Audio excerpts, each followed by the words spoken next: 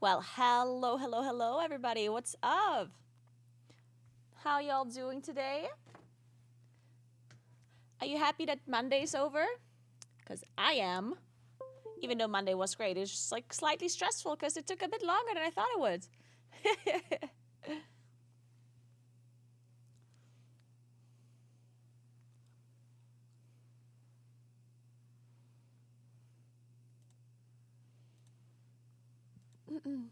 Hello. Man, I was being so productive again today. I'm working on very little sleep though. Very little. But you know what? Sometimes you just have to sleep very little. It's just a thing. Just gotta deal with. But I have coffee to compensate. Whoa. Dude, I'm throwing things around. Okay, let me plug in my phone. It's out of battery.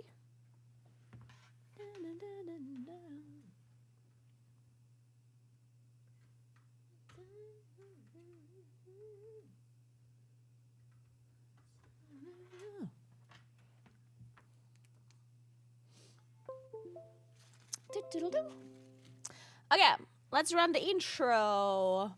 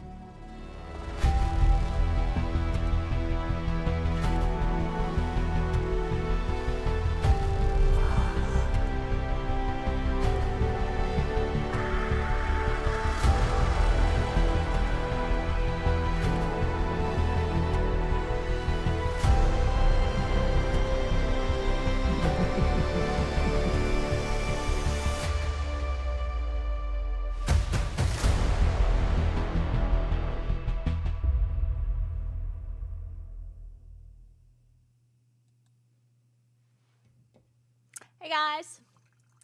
All right, I'm pouring my coffee.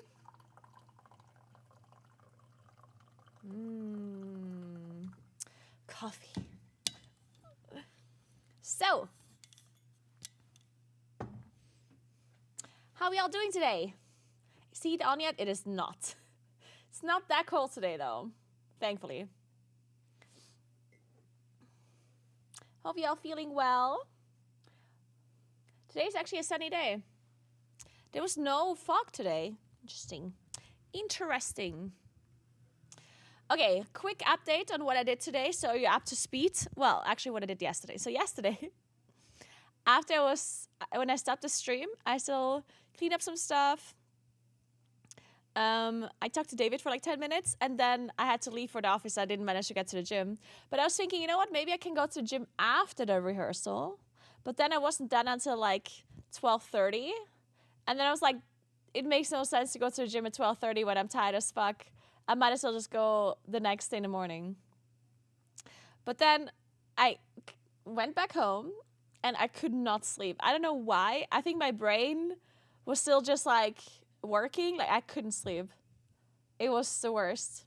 Also I had these like weird feelings in my limbs sometimes that I get when I'm on a plane for a long time.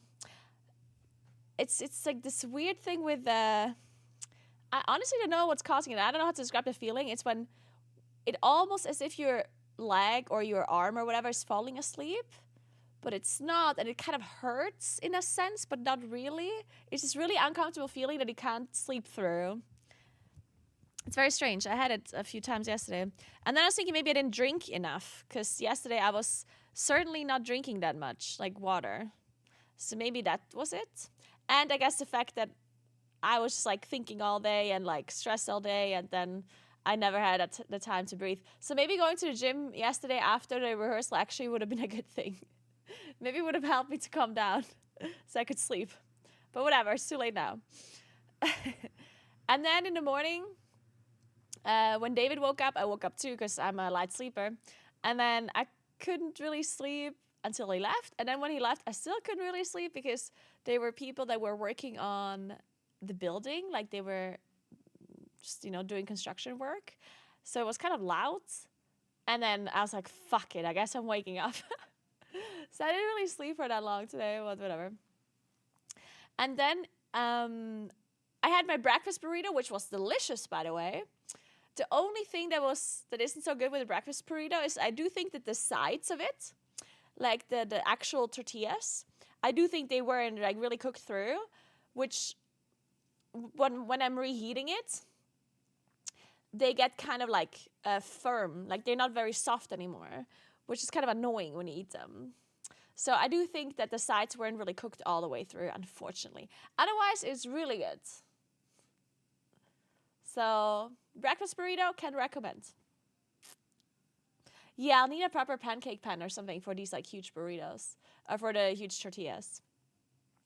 The only thing I was maybe thinking, like it could have been a little bit more cheesy and less eggy. I personally don't necessarily, I mean, it was a super good burrito, but I personally am not the biggest fan of like scrambled eggs in my burrito. So if that would have been cheese instead, would have been delicious. So maybe next time I replace the eggs with something else, with like cheese or something. I'm sure that'll be very good. Anyway, so that was that. Then I got ready and stuff, and I organized like a million things today.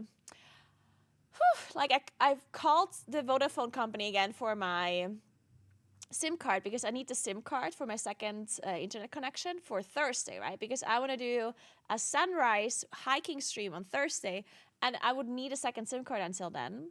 The problem is that the store that I have to go to get that SIM card is like an hour away. So I called them to see if they could somehow get the eSIM for me anyway. And they're like, no, I cannot. So I was like, okay, fuck you. So I called my friend who works in that city, and I called him to see if he could stop by at the store to pick up the SIM card for me in case I can remotely like give the like agreement and stuff. And then he's kind of busy today, but he thinks he can pick it up. So now I called the store and asked them, hey, can I get the SIM card? If I send you my stuff through, can somebody else pick it up for me? And then they're like, you can have this SIM card. Send me your like details. So I sent them my details. And now they haven't answered yet to see if they can actually have it ready for today at 5 p.m. It's like, what is it with these Vodafone people? But anyway, let's hope they have it ready until 5 so my friend can pick it up. Because that'd be perfect. Then I have the SIM card for Thursday and I could do the sunrise stream and it would be amazing. The burrito was good, Kelly. It was definitely good. And then I called because my new apartment is about to be finished. And I'm planning on cleaning out the apartment this weekend. Now I asked the construction engineer, like the head of the project, if it's okay for me to like remove all of the covers from the floors, or if I need to like do that with him. Because sometimes, I guess it would be possible that he wants to remove it with me to like double check if there's nothing wrong with it. Because if I remove it by myself and then I clean it and then I break something, I could say, oh, this was already there, you know what I mean? So I asked him to see if he needs to join me on removing the covers, because then I would have to do it on Friday because he's not going to show up at the construction site on Saturday or Sunday, right? Presumably, right? So I asked if I can do this on the weekend, and he said yes. So that's really cool. So then I asked my mom if she could help me clean the apartment on the weekend, and she said she doesn't have time. So that's bad. So then I asked David if we can maybe like just do it with 2 people, or if we need more people, or what he thinks. And now we came to the conclusion that David and I are just going to try and look at it and start cleaning on Saturday. And if it takes us forever and it's like a lot of work, then we can just ask some people to help us on Sunday. That's the plan for now. Then I asked my friend who is still putting up the wallpapers on the apartment because they're not done yet to see if he's gonna be able to do it this week. And he's gonna arrive tomorrow, which is really cool. So tomorrow he's gonna come here to put up the wallpapers in the apartment. Then I called the floor people, the people that installed the floor, the wooden floor. I called them to see whenever they put up the keerlijsten. What are these things called that are at, you know, where the floor meets the wall? There's like a piece of wood. What do you call that? The skirting boards, yeah. Because they're still missing. And she said that they're going to be installing the skirting boards tomorrow or the day after, which, as long as they do it this week, I'm good. So perfect. So they do that tomorrow or the next day. And then I also asked her how to clean the floors, because obviously wood floors are, you know, somewhat delicate depending on what wood it is. And she said she's going to give me like a special kind of cleaning solution that works for sure. And she's going to like put it up. She's going to like carry it up to the construction site. And then I can use that on the weekend to clean the floors. So now I have everything completely like figured out. It's all organized. The only thing is that I'm still missing the rafstor, which are, you know, the things to close the windows, like to cover the windows from the outside. So it's kind of like shutters, but they're like electrical shutters that come from the top down, you know? Not sure what the English word is, right? Whatever. And they're not in yet, unfortunately. So I asked the construction site person, and he said that they will arrive this week. And he's going to ask them to install them in my apartment first. So hopefully that's going to happen this week. There's not that many days left in this week, though. And these construction workers, they're all going to be like working together, hopefully. Because we have to put up the wallpapers tomorrow. Well, at the same time, there might be the people installing like the things that I forgot the name of again. The baseboards, skirting boards. And then there's also people that have to install the shutters. So like, whew, I hope they can all figure it out. Is it warm there? Not necessarily. I live in the Alps, so what is warm?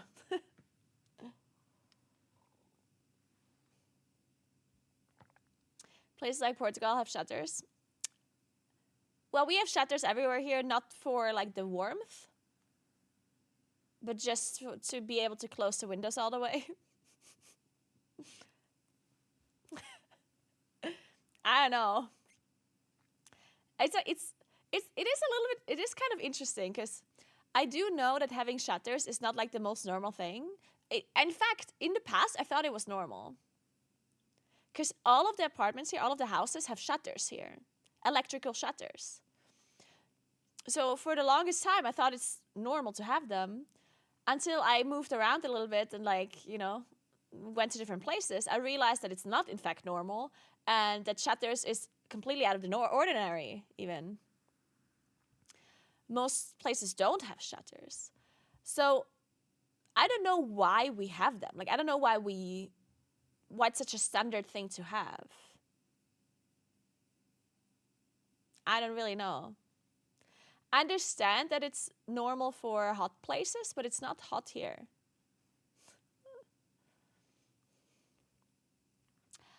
At some point, I thought it's just like a luxury thing, because the quality of houses that are being built here is very high. And I am not 100% sure why that is the case. It's absolutely not high burglary rate. It's like super safe here. I honestly think it's like a luxury thing, because people that, like the houses that are being built here are super high quality. And I think that's for multiple reasons. I think number one, we have very little property space. So the property that you are investing into, you're going to invest a lot into because the property is so expensive. You don't just like build a house and then like tear it down and build a house somewhere else again. Like if you have a property here, you're going to build like a proper house in it. Like people want to have like a high quality house in it, you know, because as I said, it's expensive. Because we just have little space. We're in the mountains, right? And then I also think that people that live here have this like thing in their mind where they think they need to buy a property. Like they need to own a house or an apartment. I think that around like 70% of South Tyroleans that are above 20 or above 25 or whatever, they own either an apartment or a house or a property, which is crazy, right? I think the number is like around 70%. So people here really like it's ingrained in our brains that you need to buy a house. Like as we grow up, it's like renting sucks. Like renting is the worst. It's a waste of money. Like you need to buy a property. You need to buy a house. You need to build your own thing. Like everyone thinks that's like what you have to do. And it's like everyone's life goal, right? So I do think that because that's the way we think, people also want to buy like a high quality house. And that's why the construction companies are also building higher quality. I'm not sure if it's connected, but I feel like it is. I'm not sure.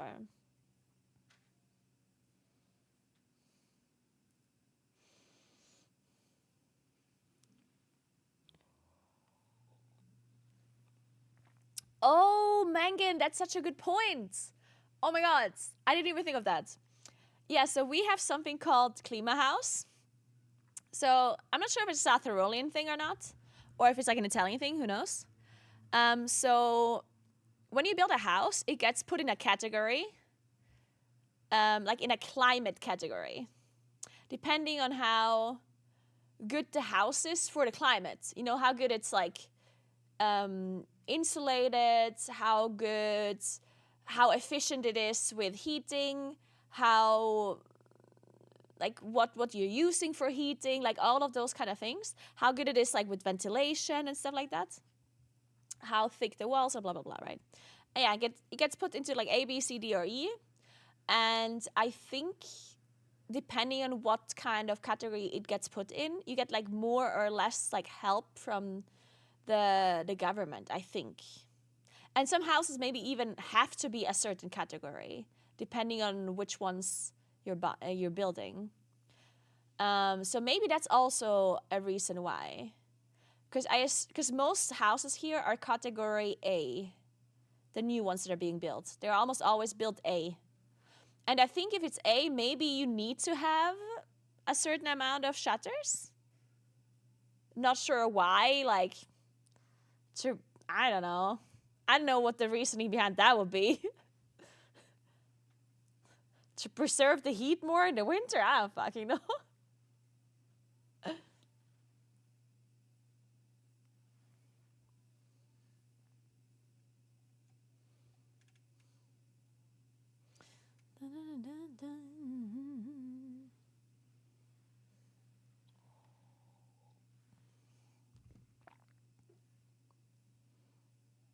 I would rent instead if I had hindsight and not be location bound by buying a house.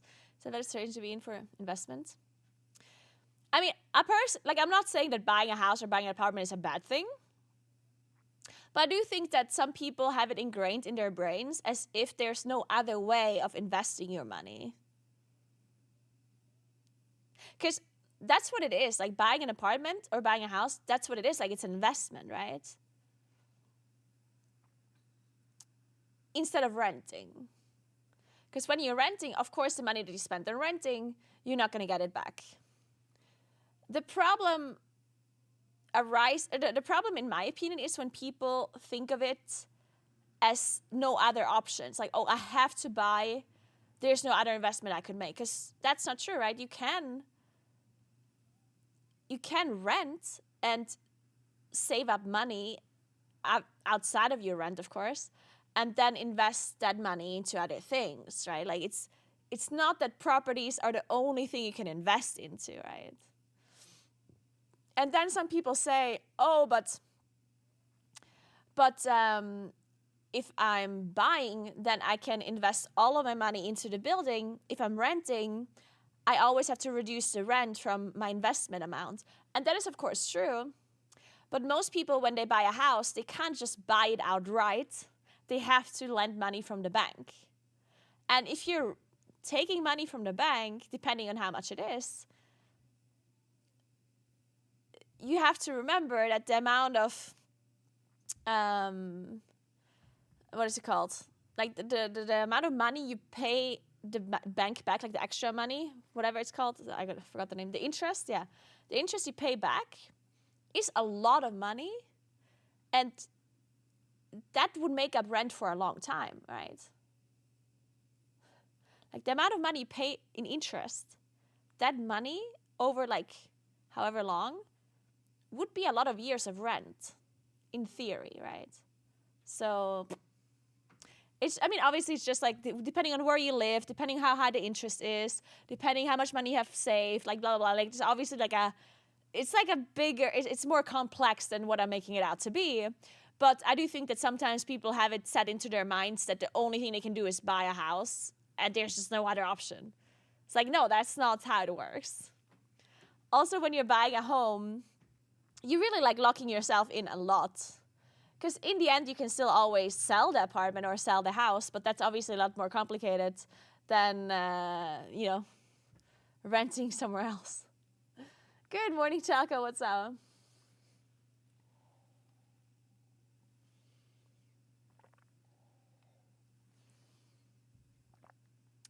It depends where you are. In the UK, retirement homes are like stupidly expensive.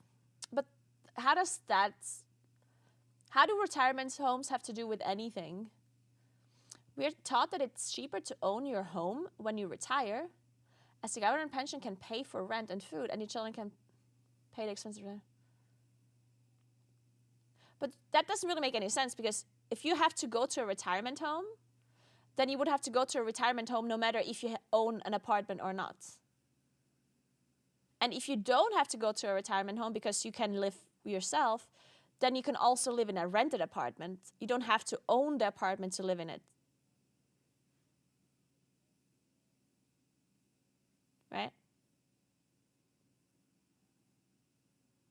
Because a retirement home is only for people that actually can't live by themselves, right? Because otherwise it's always going to be cheaper to just rent an apartment, of course. So it's not the retirement cost money versus nothing. It's the retirement cost money versus like renting money.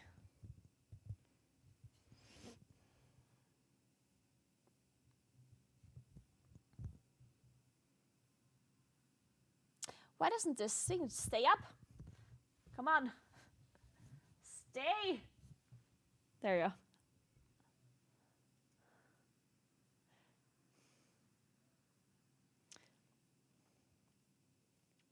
The biggest issue with your own house is the maintenance cost. Yeah, that's another thing that people disregard, right? Sometimes people think if I buy my own home, then that's it. Like that's all of the expensive you ever do. You just buy the home. But that's obviously not true, right? Like you do have to maintain the house, which is costs that your landlord would take otherwise, right?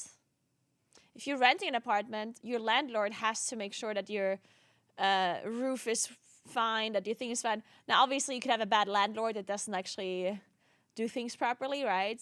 Like, there's obviously always downsides and upsides, but some people forget about the fact that maintaining a house and apartment is still an investment, especially like if you're buying an apartment and you're borrowing money from the bank that you have to pay back over like 20 years. In 20 years, once you're done paying your debt, your house is 20 years old. And it's very likely that there needs to be some work done after 20 years, right? So now that you finally paid off your house, you now have to invest again. Worth twice what you paid? Absolutely not. You think a house would be worth twice what you paid in 20 years? Absolutely not. That's 100% not the case.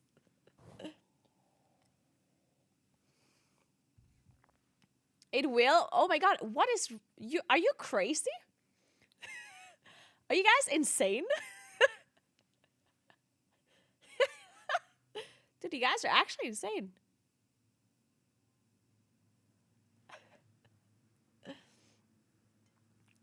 Okay, listen. Okay, listen. It is possible that a house or a property price goes up by a lot over 20 years, of course, but not by the amount you paid. That's the distinction that you're not thinking about here. Because you're not just paying the price for the house. You're paying the price for the house plus the interest that you had to pay the bank plus inflation, yeah? Like, you have to think about those things. They're not just like, it's not, oh, the house costs 200K, or I paid 200K this year, and then next year I'm going to get 200K back. Like, that's not how things work, right?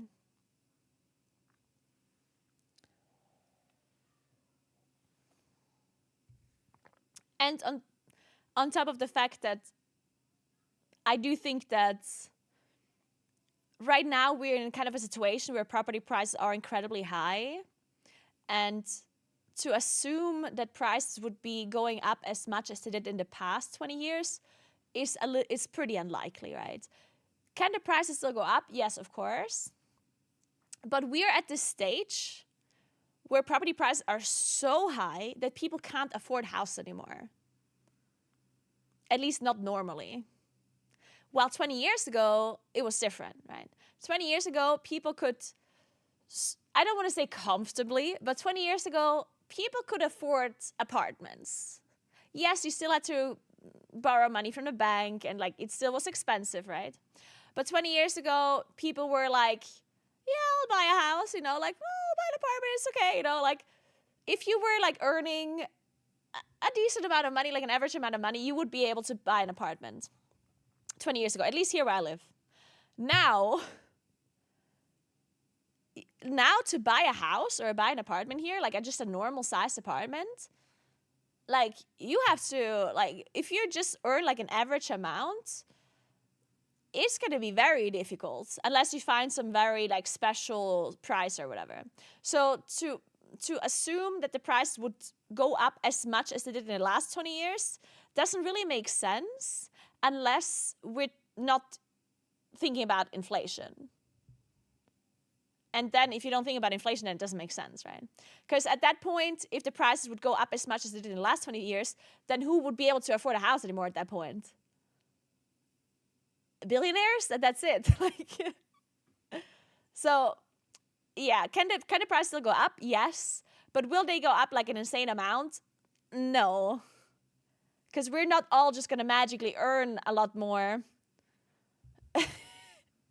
without inflation, right? Like, that's just not how things are going to go.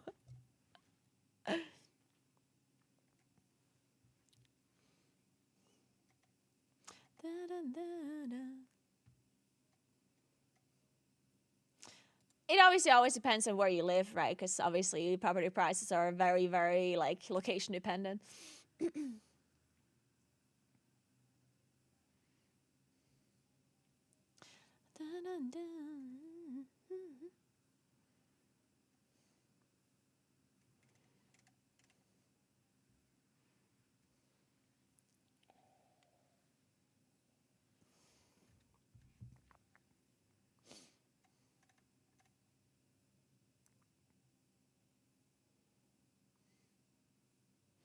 Here in California, the average household has to have 2 to 3 people minimum working to be able to afford rent. Yeah. I mean, right now, housing is horrible in most places, right? I don't know how any... It's like, it's just so mind-blowing to me.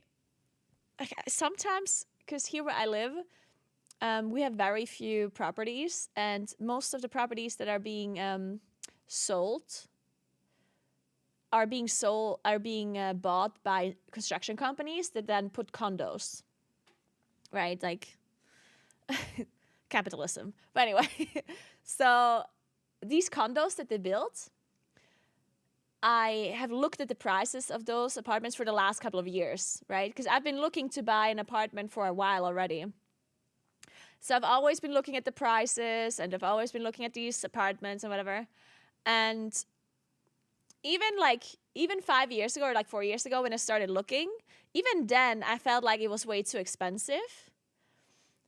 And the prices have gone up since then. But I felt like it was way too expensive back then. And I was like, there's no way they are going to sell these apartments. And every time I think they're not going to sell them, they sell them all. Like every time. And it's just so mind-blowing to me. Like, I just don't know how people can continue to afford these places. I don't know what's going on. Like, the prices are so insane. I don't know how people can buy them all. Like, what do people do? Like, I just don't get it. Are they selling their organs? Like, I don't understand. It's crazy.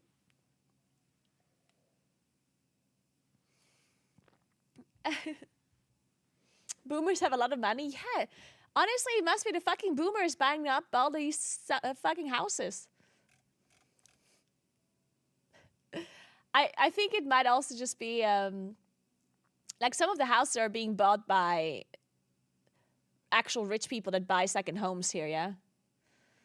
Because I live in a tourist area, so a lot of the homes here are being bought by, by rich people, vacation homes. We do have a thing, though, where, like here where I live, there's a law that a certain amount of apartments have to be sold to locals. They're so-called, like, free apartments that can be sold to anyone. And, like, I don't know what the English word is, but in German it's konventioniert, whatever that means in English. And they have to be sold to locals. So the free apartments, they're more expensive because anyone can buy them. And the ones that are for locals, they're slightly less expensive. But even they are expensive. Like, my landlord has a second home in South Tyrol, really? Damn. Hey Ace, what's up? But anyway, sorry, that was enough property prices talk. I am so glad I have my apartment now. I owe the bank a shit ton of money, unfortunately, but that's why I'm here, guys. That's why I'm here playing video games for a living. Man, I have a tough life. Just bought an apartment. I need to play video games for a living. Oh, it's a struggle, guys, a struggle. My bank is very happy about it, though. My bank's very happy. Nah, I'm kidding though. I actually need to pay a shitload of money to the bank. Like, if you think of a lot of money, just think it's more. If you ever think, how much money could Naguura possibly owe the bank? Just think it's more than that.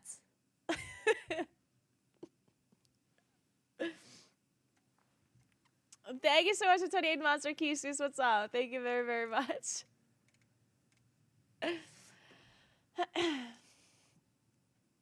Good morning, Chachi. How are you doing today? Buying second homes? Yeah. Yeah, actually, this is my second home. I have another home down at Lake Garda, one at Lake Como as well. I'm thinking about getting a fourth house somewhere up in Norway. Maybe in Bergen somewhere. I heard it's cozy there. Thank you so much for getting us up to Chipotle Sim. Thank you so much. I appreciate that. But yeah, anyway, so on Sunday, I'm going to go and clean out the apartment. And I'm super excited for it because that means, so the apartment is almost finished. It's like so close to being finished, but it's covered with like stuff, like obviously to protect everything, right? The floors are covered with like plastic and everything is covered. So I'm super excited for Saturday because then I can rip off all of the covers and clean out the apartment and it's going to be all pretty. It's going to be super cute, I think. But yeah, unfortunately, I can't move in yet because I have to wait until the rest of the apartments are done. Probably, I'm still have to talk about it with the construction company. But anyway, when are we getting apartment streams? Well, you won't. I'm gonna stay here in the office. Unfortunately, I will give you a tour at some point for sure. You will get a tour. But yeah, so the plan for today. So, we're gonna play Wordles and Wordle adjacent games. I haven't played Wordles the last 3 days. Oh my god, I've been slacking with the Wordles. Then we're gonna look at the changes that were announced for WoW, for the raids and for the M+. I haven't looked into them yet. Then we're gonna play M+, while having a little walk. And then we're gonna play some Tarisland because I'm doing a show later today. It's not a live show, it's a pre-recorded show. But yeah, I'm going to have to play a little bit of Tarisland for that. And I did play Tarisland before, and I had completely forgotten about it. But, yeah, we're going to have to look into it. Kind of excited for it, honestly, because the characters are really cool. I like the graphics of the game. Tarisland does look kind of fun. And I heard, you know, like, I remember that Max and some of the Liquid people played it a lot, and they actually really enjoyed it. Like, they set the rates are really hard and stuff, so I'm going to look into it. So we're going to have like a small little variety stream today. Unfortunately, I will have to leave at around 5 p.m. though, because I need to go to the gym. And then I need to spend some time with David. I have to. No, because David leaves tomorrow for a concert in Milan.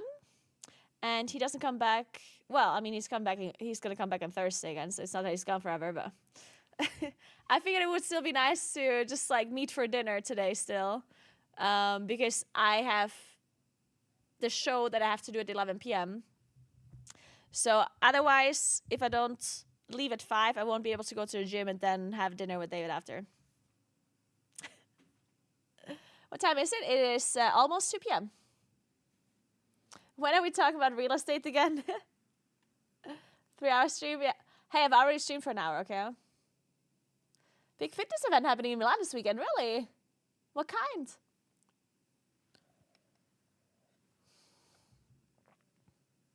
Hi, Roxanne. What is that?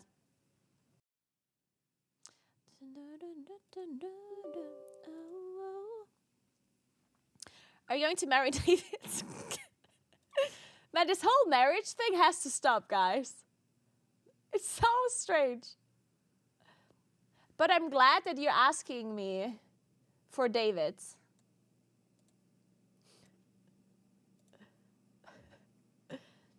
Maybe at some point, if my significant other ever wants to ask me to marry them, I'm going to let them know that they should ask Twitch chat first. So Twitch chat can ask me for them. Because obviously that is how things go down as a Twitch streamer. In fact, it should always be Twitch chat that is asking me for them.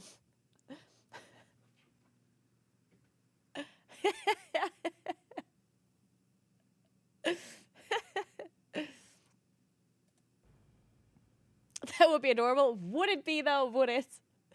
Also, they have to just ask for permission, you know? Like, whoever it is, like, they have to come to my stream. They have to sit here in front of camera and be like, so Twitch chat, so I've been thinking.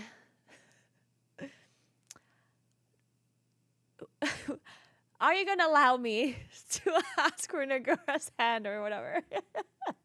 Get a prenup. Yeah, and then Twitch is immediately going to be like, get a prenup. Or actually, you know what the response of my Twitch chat probably is going to be? My Twitch chat is probably going to be like, don't do it. Run. She's horrible to us. She's so toxic. Don't do it. Go find someone else.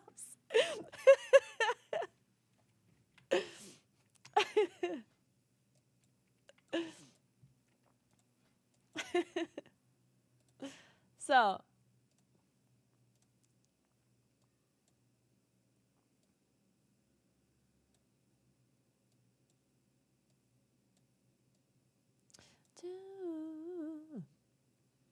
I'm, of course, already married to Twitch Chat, yeah.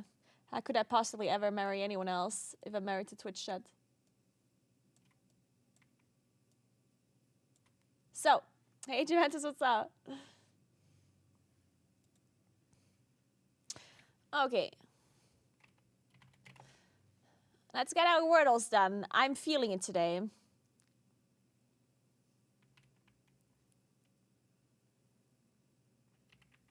This is a word for sure. It's not. Okay, fine then.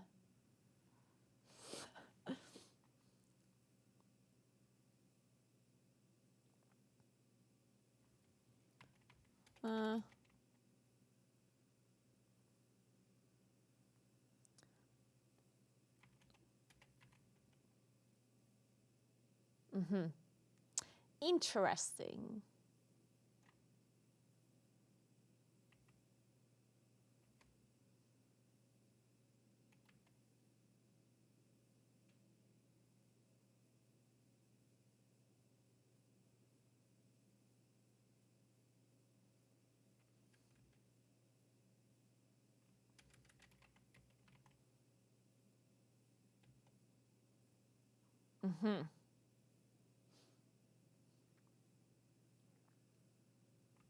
Hover. Poker. Shit. Oh my god, there's so many words. Cover.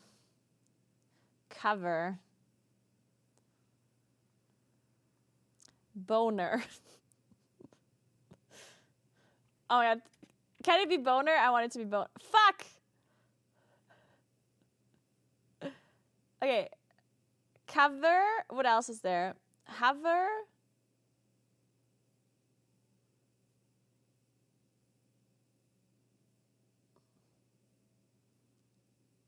Rover. Fuck, there's too many words, guys. Rover. Oh, God. I want it to be boner. Honestly, if I fail this one, it's okay. There's too many words. There's just too many.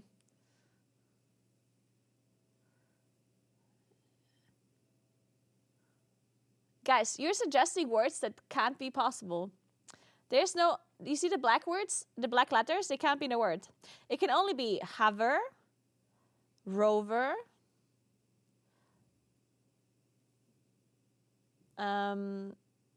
what else did I say earlier? Cover, gover,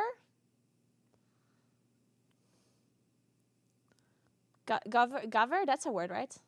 To govern something? Or to govern? I don't know. No, cower is not, can't be. There's no W. I mean, there's too many, whatever. I'm just gonna do cover. And if it's not it, then... Ah, fuck, what is it? Code? Corer? What the hell is that word? Corer? What is that even? I don't know what corer even means.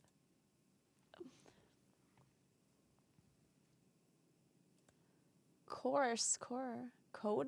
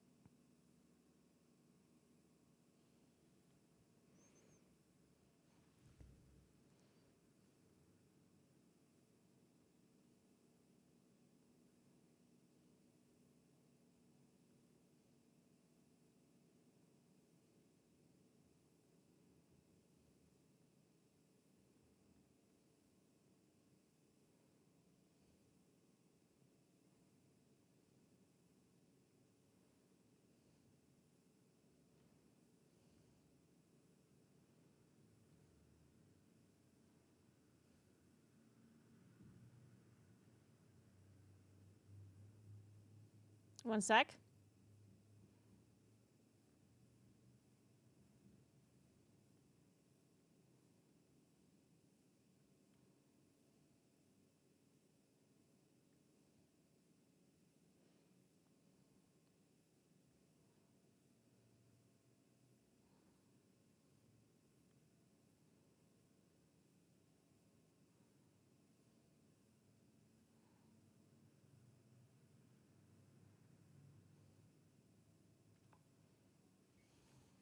All right.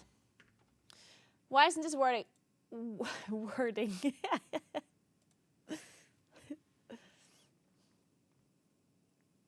Nice. Hats lost. To core something like an apple? But then what's a corer? Like a thing that you use to core something, like an apple corer? The tool, seriously, that's so dumb. Hey, White, thank you so much for 21 months. What's up? How you doing? Okay, so we have to find an equation. We don't know which one, but we already have lots of info. So it's 3 times something something equals something something. So 3 times 2. Oh wait, so this needs to be a big number because it's probably divided or minus afterwards. So 3 times 9. I'll just try that randomly. It's just 27. Oh, but 2 is not there.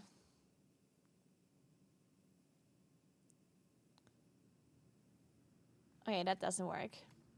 So we need something else here. A smaller number, I guess. Times 6 is 18. So 8 times 8, 24.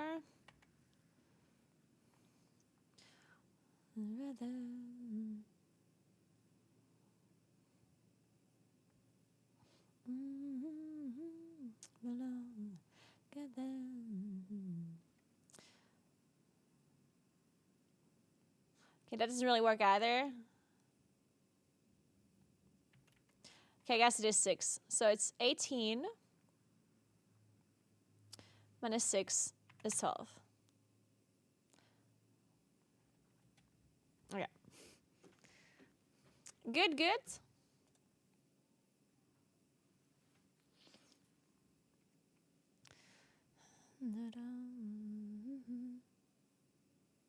Yeah, minus 216 would have worked too, yeah. Steven Hunter, any good in retail? Sure. Sure. Okay, now we're gonna play connect 4 groups of 4. Man, this game has deteriorated so much. I don't know what the hell's going on anymore with this game.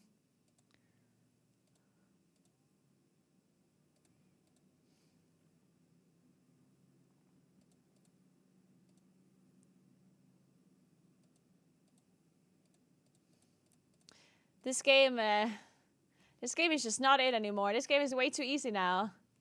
I feel like somebody messed up the algorithm or something, forgot to like shuffle it through, and it's like, I don't know.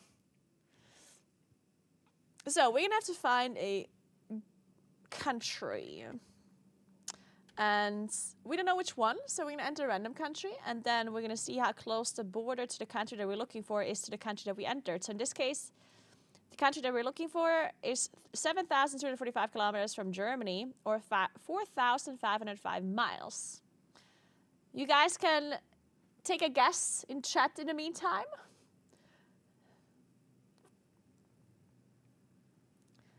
Thank you, Ace. I really love this sweater too. Like, it's so nice.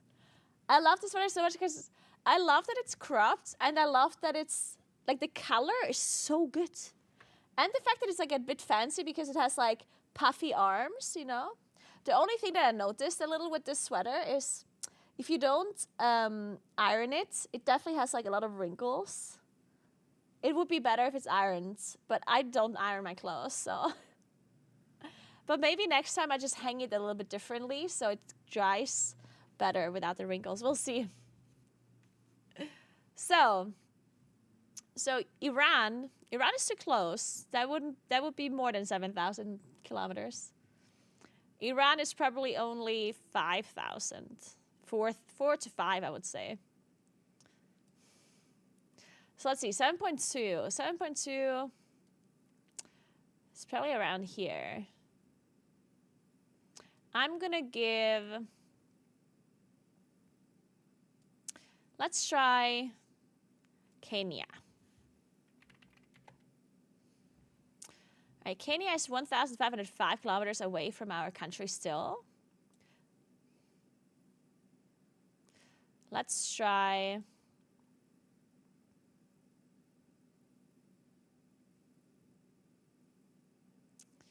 Let's try Namibia or Angola.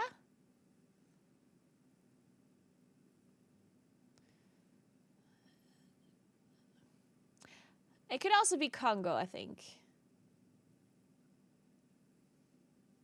Let's try Congo. Republic Congo. Okay, Congo is further away, but it seems pretty similar. So I guess that means it's like in the middle down here. Which means it's gonna be Zimbabwe, I guess. Possibly. Or...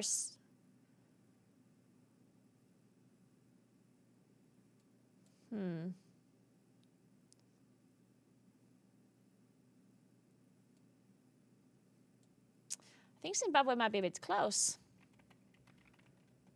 Oh, it is Zimbabwe. Perfect. Nice. All right. Not bad, not bad.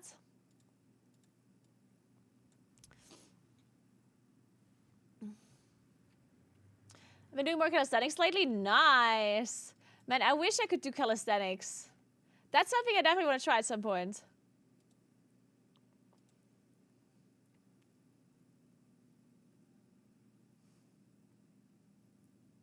Okay, let's do a capital city that we have to find. Okay, so it's really close to Berlin. 650 kilometers to Berlin. That's not that far. Oof. Shit, 650. 650.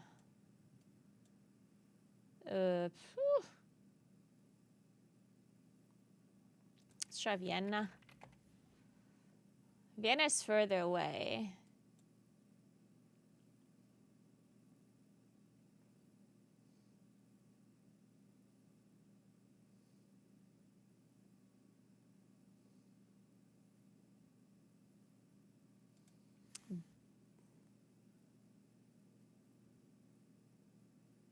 Huh. 650.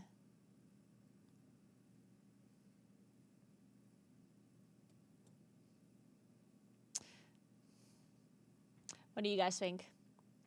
Warsaw is definitely too close.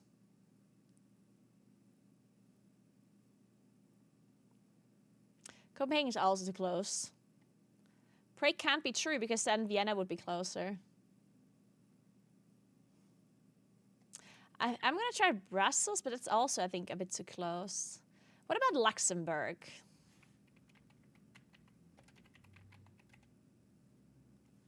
Okay, it's 190 kilometers from Luxembourg. So, Brussels, I guess, right?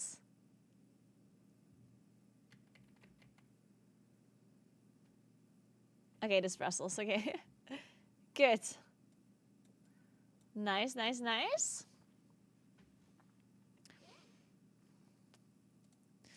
Okay, so now we play travel hard mode. Dude, what the fuck is that? This is so messed up.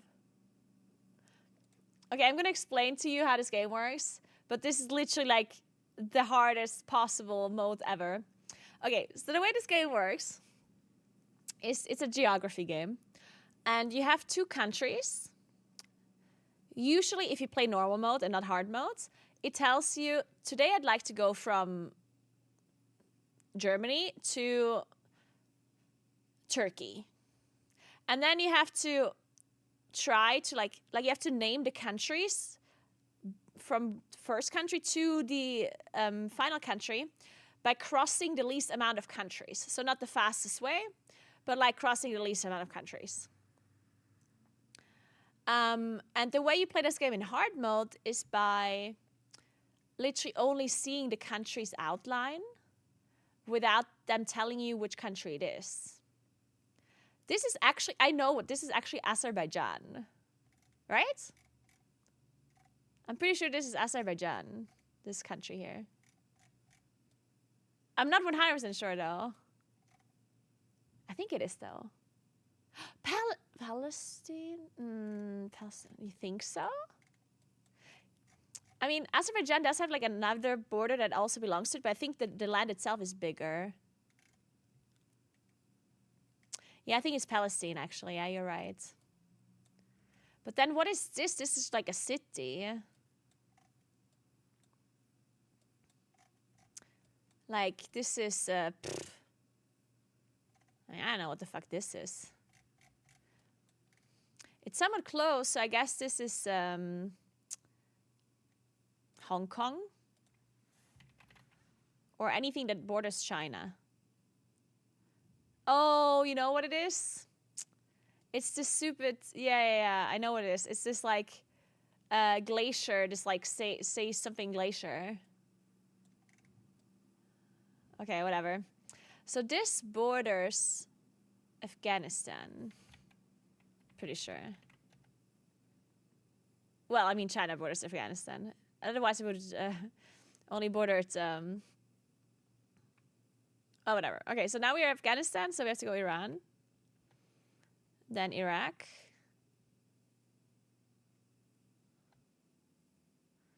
And then Syria. Oh, Syria was actually wrong. I could have immediately went to Georgia would have been the correct. Jordan would have been the correct answer. Okay. It is Palestine. Yeah, you're right. Yeah, so the correct path would have been Pakistan, Iran, Iraq, Jordan. That would have been the fastest way. And I messed up with China and Syria. I also didn't need Syria. Hey, Vishu. Thank you so much for 49 months. How are you doing? Siachen Glacier. Yeah, that's it, Valeria. Exactly. The Siachen Glacier. I didn't know that's a country. Okay, so we actually can also do the weekly challenge today. But let's do one more practice run so you guys know how this game works a little, and then we do the weekly challenge. The weekly challenge is a little bit more complicated usually. Okay, so we have to go from question mark to question mark. This very much looks like Sweden or Finland. It doesn't matter. One of those two. And this is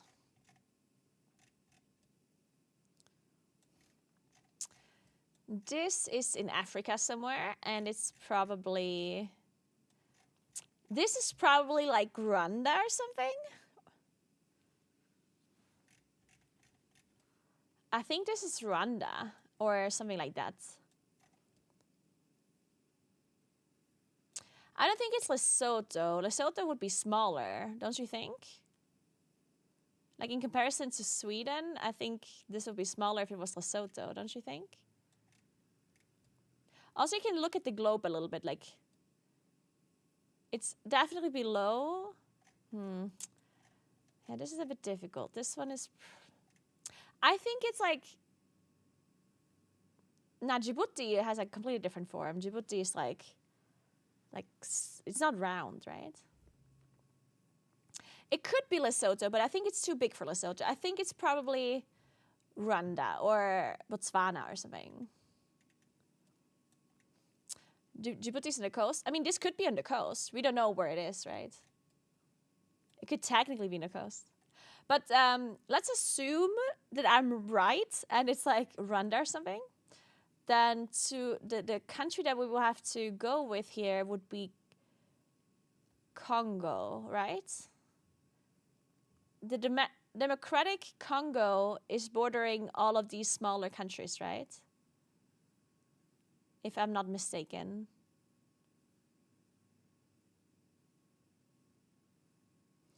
Okay, let's try Democratic Republic of Congo. Fuck, it is Lesotho. You're right. It's Lesotho. God damn it. No, wait, it isn't actually Lesotho. It is, oh my god, it's not Lesotho. It's, what is it called?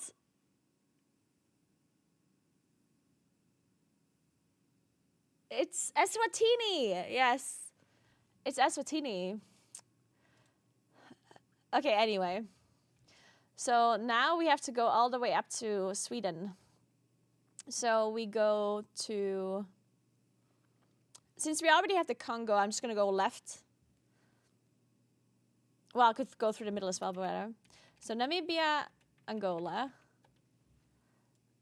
Then Central African Republic. Then Sudan. Egypt. Israel.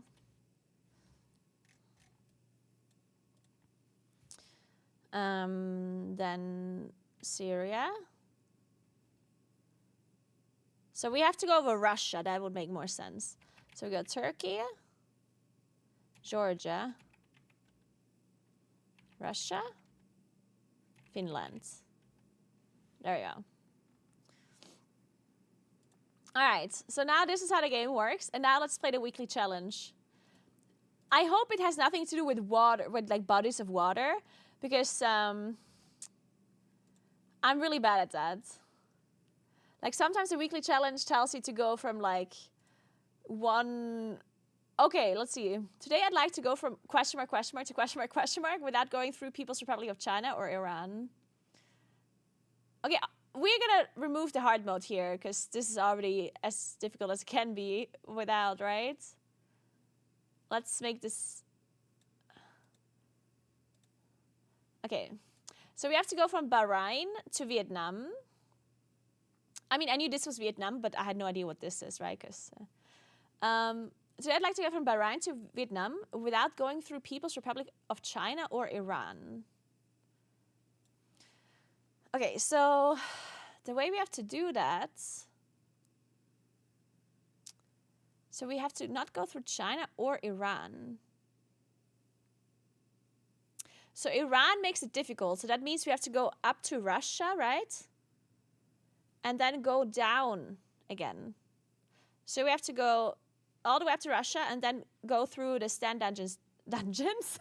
I just called them dungeons instead of countries. This is how much of a game this is to me, guys.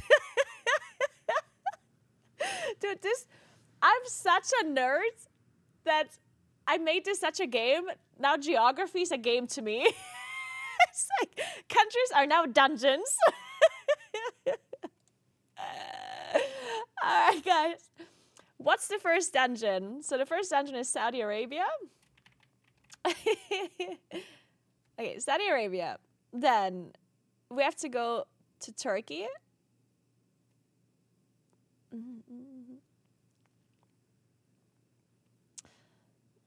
So Iraq, Turkey,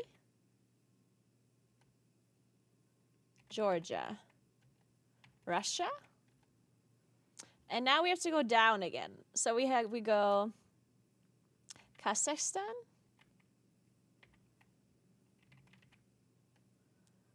into Uzbekistan, Turkmenistan,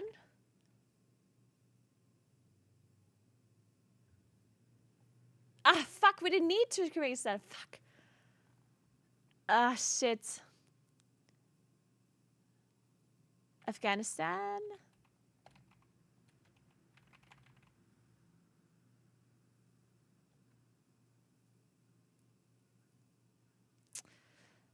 So Afghanistan does not border. We have to go Pakistan here, right? Yeah. So Pakistan, India.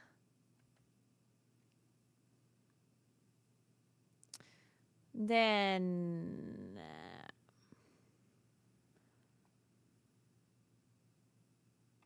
Myanmar.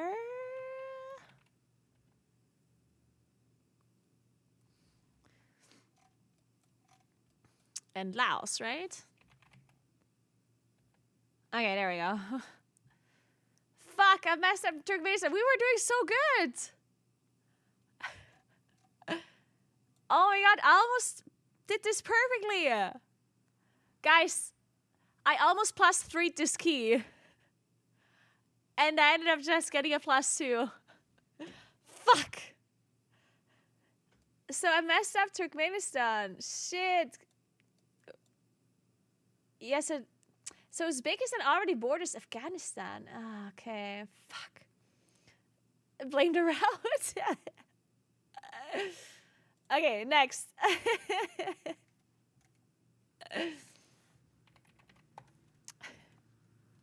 Tank pulled too much trash.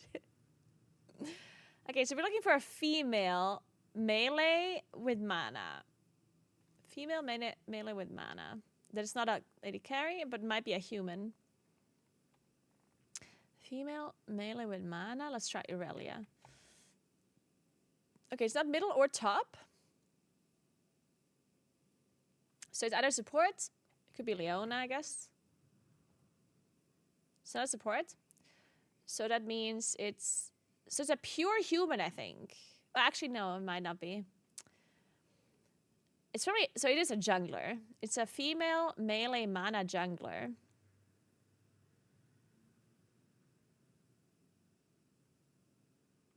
That is a pure jungler, nothing else. Evelyn? Could be Vi. Let's try Vi, actually. That's a good guess. Okay, it's 2012, and it's not a pure human, and it's not Vi. 2012.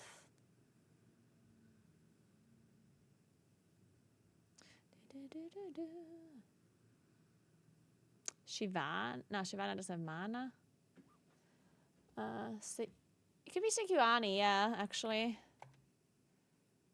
That's it. You got it. Good job, go. Good job, good job.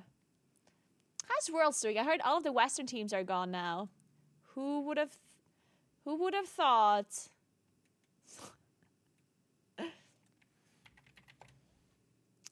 Alright, so we're looking for a female character that's not from vanilla, not a human, not a mage. Let's try Chromie. Wait, isn't Chromie considered vanilla as well? It is, fuck. Cause it's not a dragon. And it's also a mage, whoops.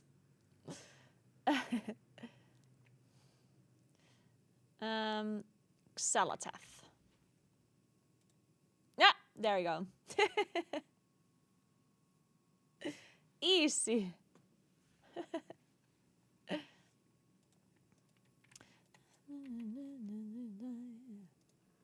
Okay, how bad is our vault looking? Let's take a look. Tear myself down. Oh, my vault's not even looking that bad. Could be so much worse. My score is so bad and my gear is so bad, though. I'm gonna have a hard time getting invited soon. Let's start walking a little bit. It's kind of cold in here. Wait! Oh, the Vodafone store answered.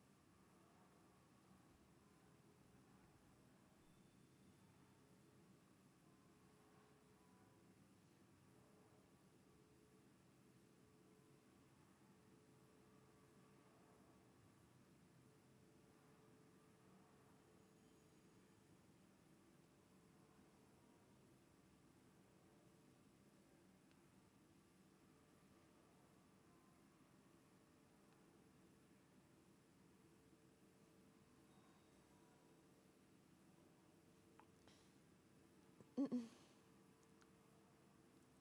sec.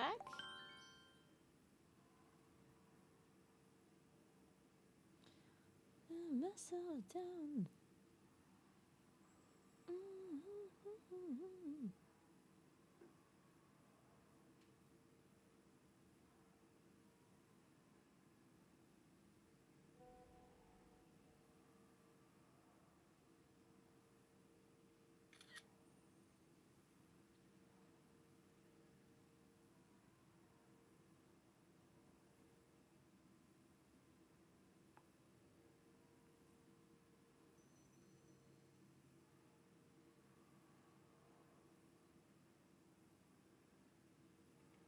So, hey, Cozy Craft Games. Thank you so much for Prime. I appreciate that. Thank you very, very much. Cozy Craft Games. I want to play a Cozy Craft game.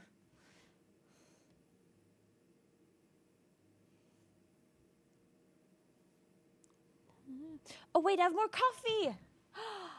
Man, do you know when you have coffee and you forgot about it and then you remember it and it just makes you happy? Yeah. And it's still hot too because it's in a thermos. Oh. How nice. I'm gonna leave some leftover for later. Unwritten. Nice. All right, let's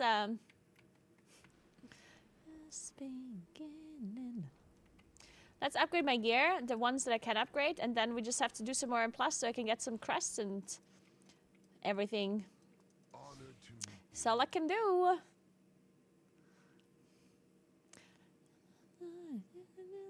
Reaching the distance.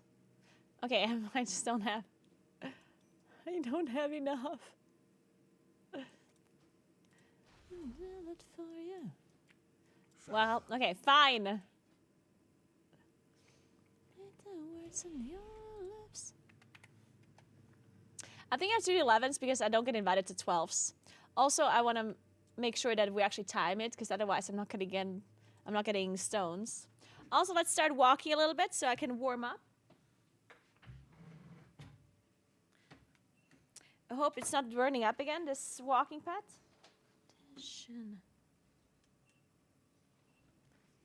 I'm good, Big Cheese. What's up? How are you? And condition. We walking 3 miles per hour. In case anyone's wondering. And by anyone, I mean Kuros, of course.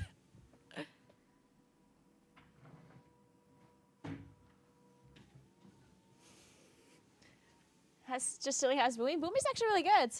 We're gonna get a rework soon enough. Wait, I wanted to look at the changes actually. I completely forgot about that. Let's quickly take a look at the changes while I drink the rest of my coffee here before we queue up for a key. Unspoken.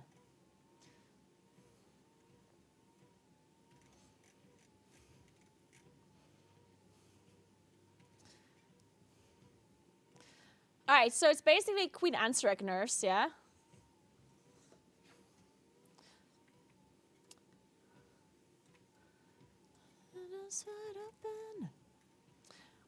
Frothy toxic damage reduced by 50% on heroic. Gloom blast 15% on heroic. On mythic. Queen Ansarek's health reduced by 5%. Frothy toxic damage reduced by 26%. Silken Tomb health reduced by 20%. That seems still like not enough, almost. Rest damage intermission reduced by 25%. Grasping Silk maximum size reduced by 10%. Shadowgate cast time increased by 20%. Gloom blast damage reduced by 75%. Acolyte's Essence periodic damage reduced by 15%. Essence Scar duration reduced by 50%. Royal Condemnation damage reduced by 10%. Summon Acolyte health and Dark Barrier shield amount reduced by 50%. Royal Shackle health reduced by 50%. Okay. See, this is what I mean, like... I don't know, man. Like, I personally think this is such a big problem. I don't know why. I honestly don't understand why Blizzard does not think this is a problem. Or maybe they do, and they just don't know what to do about it.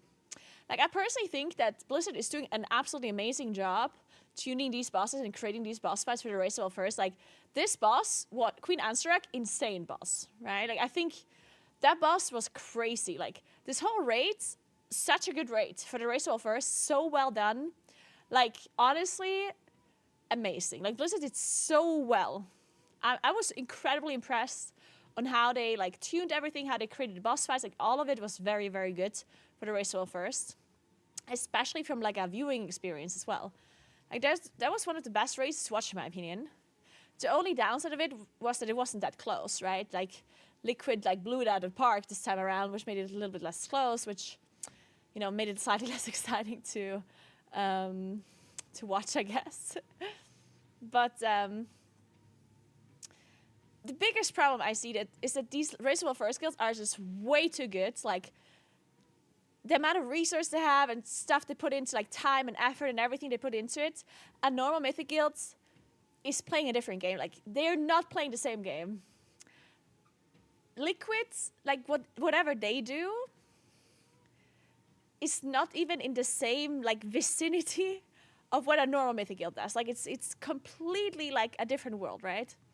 And both of these guilds have to play the same bosses, right? So the only way to make it possible for a normal mythic guild to kill a boss like Queen Ansarak that is literally being tuned and made for the race level first is by nerfing it like this. And even after these nerfs, it's still going to be very difficult. And the problem is not just... And then, I mean, a lot of people always say, okay, so what? If they nerf the bosses afterwards, it's not going to be that big of a problem, right? And I partially agree. Because if my guild does not reach Queen Ansarak until it's nerfed, then I never have to fight the pre-nerfed version, right? And that's true. Now, the problem, though, is that the nerfed version afterwards might not be as fun and engaging anymore because that's not the version the boss was intended or designed for. You know what I mean? Like if you design a boss fight, you design it with a certain difficulty in mind. And with that difficulty, that's how you design a boss fight. That's what it's made for. If you then nerf it afterwards, then it's just like a version that isn't, like it's not the original version anymore. So I do think, personally, if you take two boss designers, like take two teams.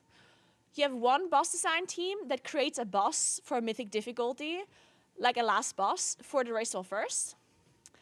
And then you take another secondary boss design team that also designs a last boss, but they design it for a normal mythic guild.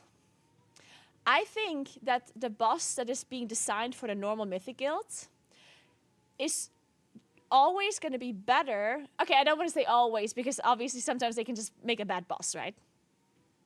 But I think if the general idea of the boss fight is the same and the general mechanics, that the boss that is being designed from the team that has a normal mythic guild in mind is just going to be designed better for a normal mythic guild compared to the hard boss that is then being nerfed down to a average mythic guild level, right?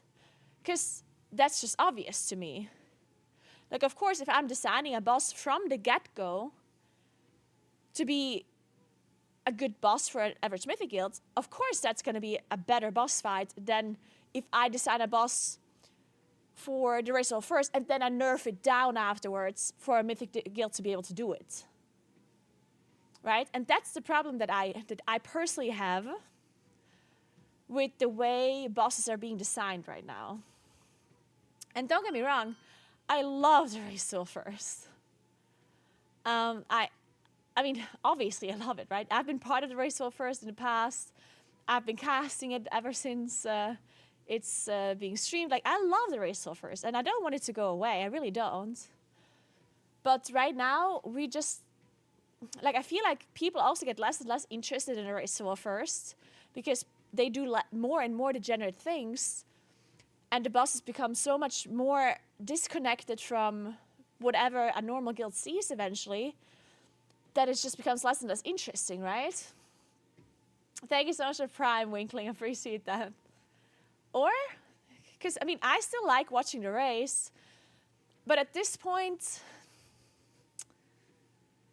I feel like it was a lot more interesting when it was initially being streamed. Like the first couple of times that it was streamed, like the more professional it gets and the more like degenerate things they do, the more disconnected it is from the game that I play, and the less like even for me, it becomes a little bit less exciting, even though I have participated in Race of All First before as myself, right?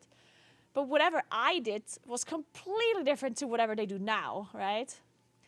So even a player like me that has experience in Race of All First rating, even to me, that world is a completely different world now. That I can't, I don't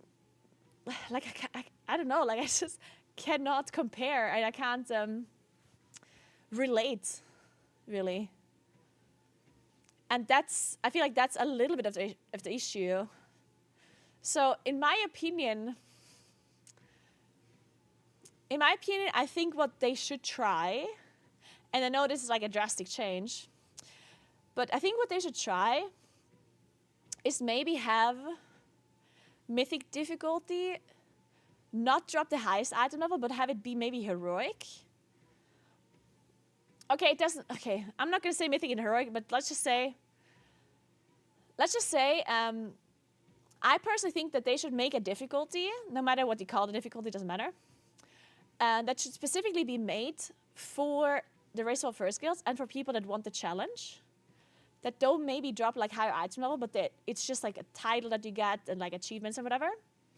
So guilds like the Race of First Guilds can still race. But I personally think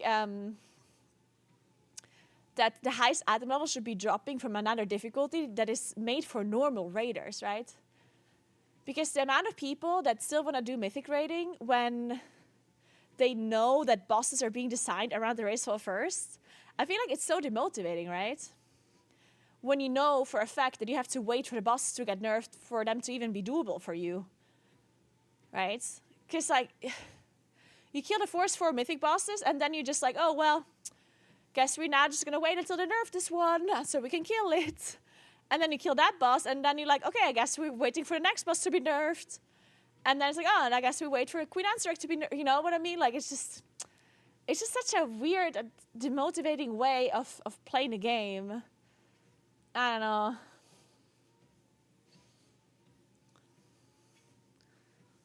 Anything new to Tarisland? Not at the moment, but there's like a new season that's going to start soon.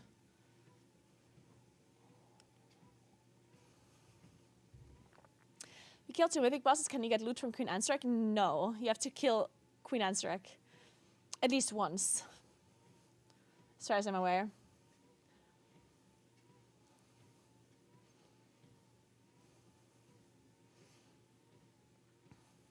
You could make that argument for any game, though. The game that Faker plays is totally different than Silver players.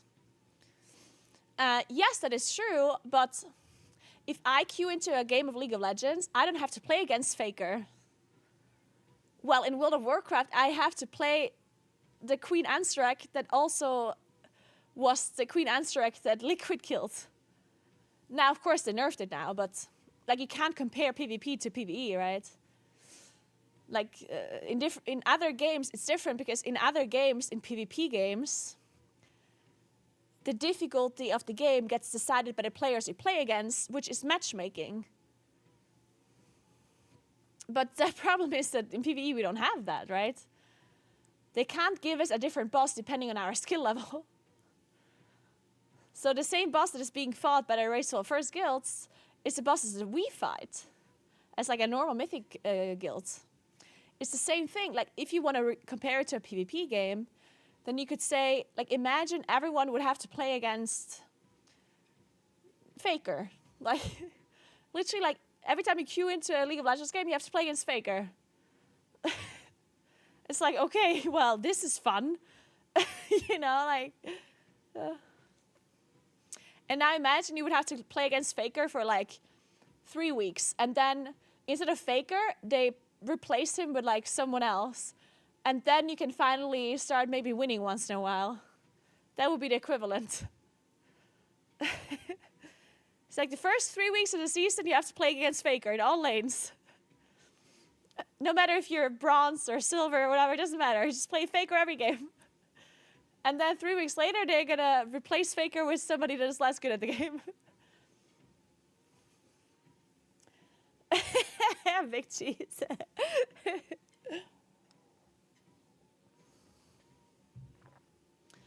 So yeah, I just think it's a problem that I feel like they should for sure address somehow. Now, I do think that's like it's obviously it's a very complex problem. But I definitely think we need something, because this is just getting, I don't know, it's just getting out of hand, honestly. Also, I mean, the Race to World First viewership was definitely lower this time around compared to last year, which is honestly very interesting to me. I don't know why. Because last Race to World First was at the end of an expansion, right? And usually at the end of an expansion, less people play the game, which would also correlate to the viewership of the Race to World First, right? Because if I don't currently play the game, I might be less interested into watching the Race to World First. Well, this current Race to World First, the last one, that one was at the start of a new expansion, right? Which usually is where the biggest hype is around the game, which usually would mean that there's also more people watching the Race to World First, right? But that was not the case. Like, there was a lot more people watching last time. Now, again, I guess the last time the race was also a lot closer than this time, so maybe that was like one of the bigger reasons.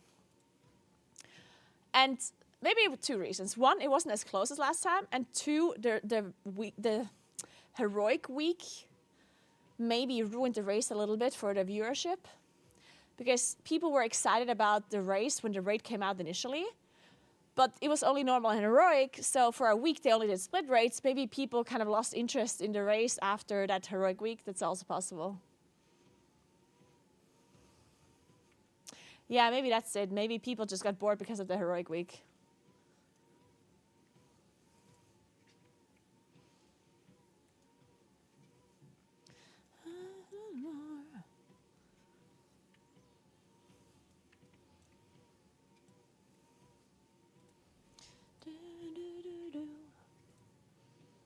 I mean, I think it's wrong to say that people don't care about the game. People definitely do care about the game. There's a lot of people that play WoW still, obviously.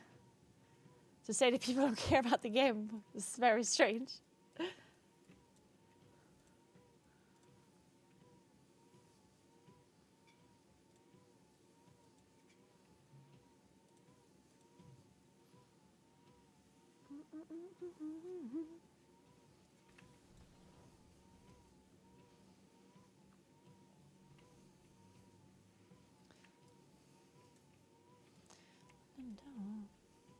Okay, we still need a City of Threats for a score. Still haven't timed one of those keys.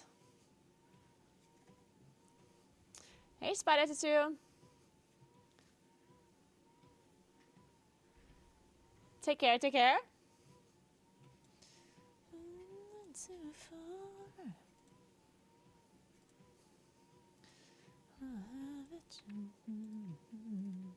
I talked to a tattoo artist, by the way, about the tattoos. Or the tattoo. There's one that is like from South Tyrol. Her name is, oh my god, what's her name? I talked to her, but she hasn't answered. Well, she did answer initially, but then she didn't answer when I told her what my plan is. Because my plan was honestly a little bit rough. I basically said, I have no idea what to do. Let's sit and talk about it.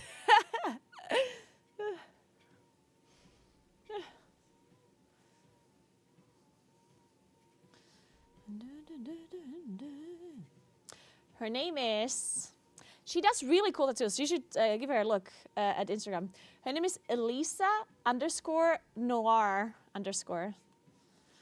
And she did tattoos... Whoa. She did tattoos for my friends.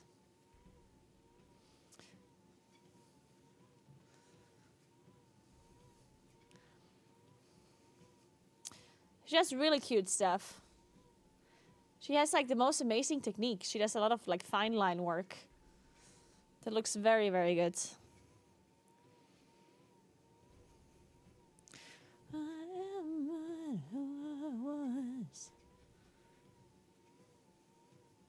Oh. What a luxury.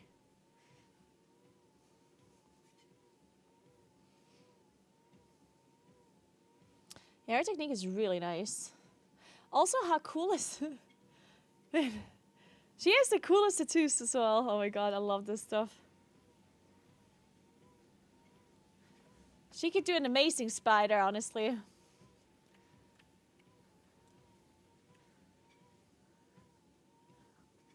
Hey, Minimal.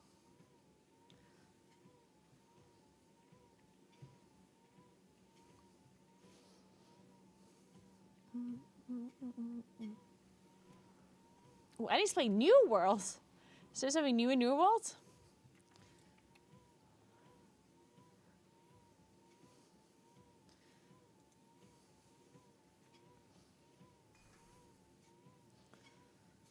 Dun, dun, dun.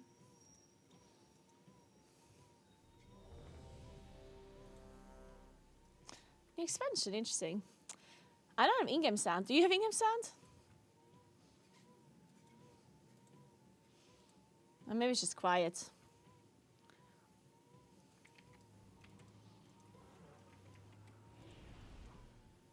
No, it's just quiet, I think. 5, 4. I'm good, Blazer. How are you doing? 2, 1. This is the first key I do. And now you learn the true lesson. So let's see how it goes. We'll see soon, TM. Ah, you've arrived. Our friend awaits you in the High Hollows. Our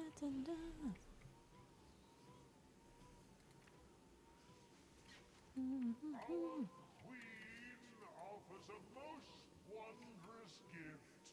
We will become greater than we are.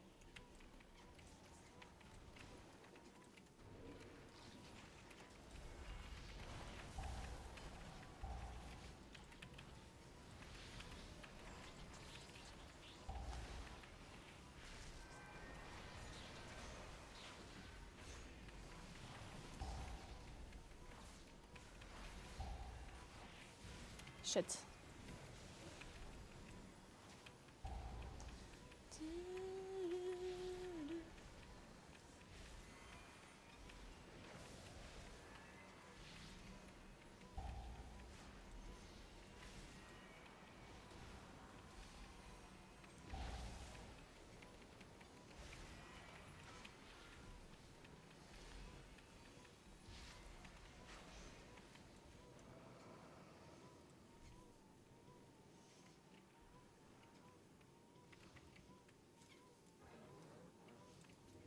Invaders, fear not, citizen.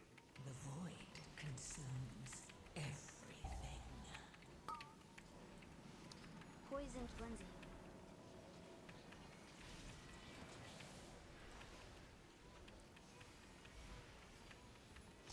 Man, they have some burst, huh? Hard to compete with that one.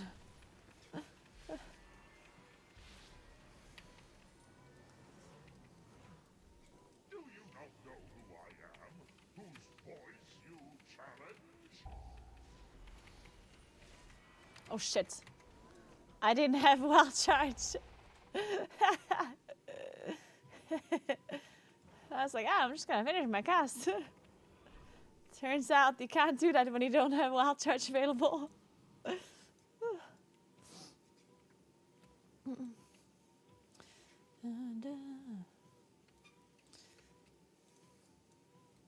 Weird how that works.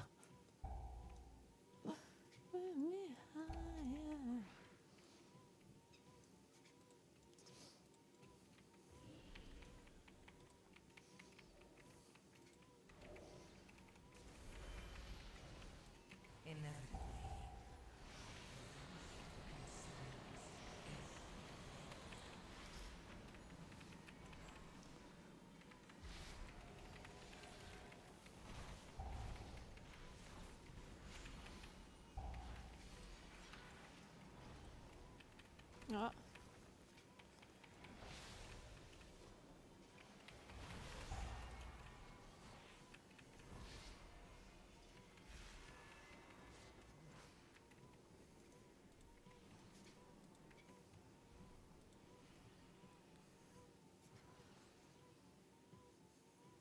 supposed to get a raid item out of the dungeon world slot from the vault? No, except tier sets.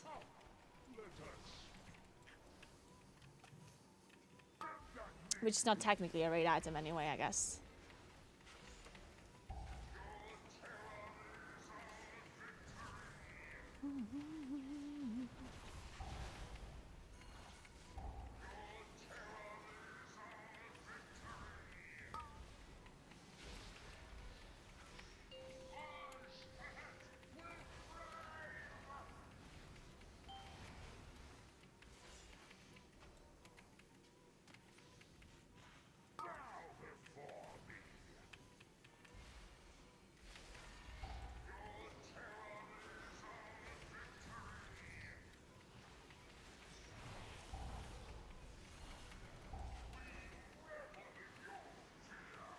The void consumes everything. Poisoned Lindsay.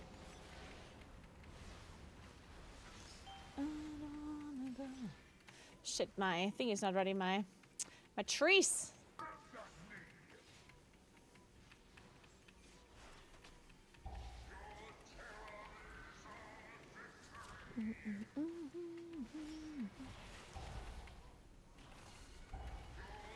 Oh.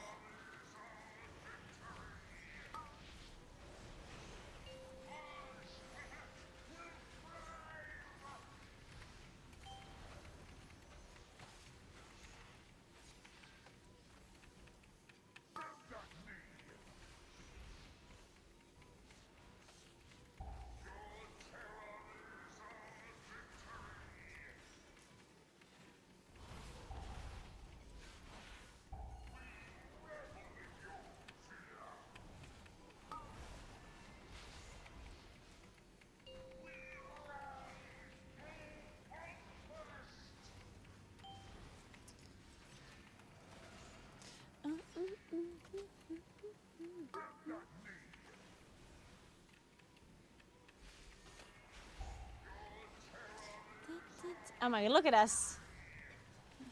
Killing the boss like exactly on the exit. Gamers. Buffoon. Not even worthy of the fifth strand. Yes, Suso, that's actually true though. It's so annoying.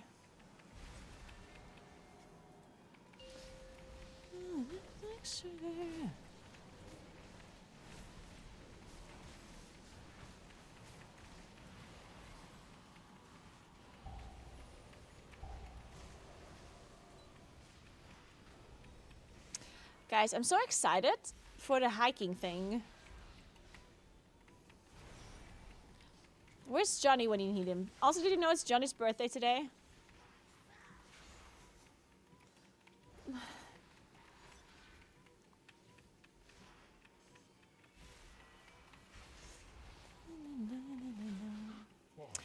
Remind me to message Johnny after this game.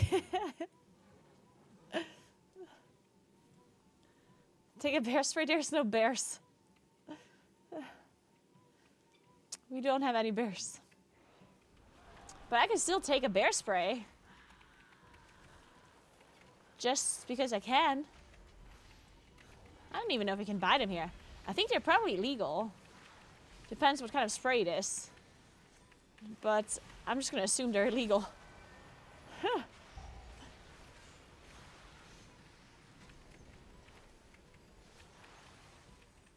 Inevitably, the void consumes everything. Pick up your phone and set an alarm. I'm in the middle of a key.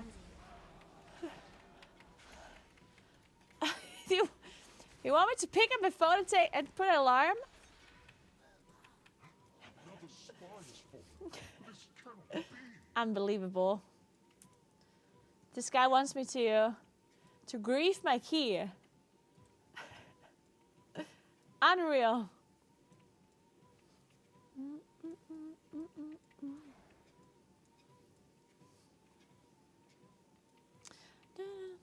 Also, why am I streaming for if you guys are not going to remind me of stuff? What else are you guys good for? If I can't ask you to remind me Then what else are you here for, hmm?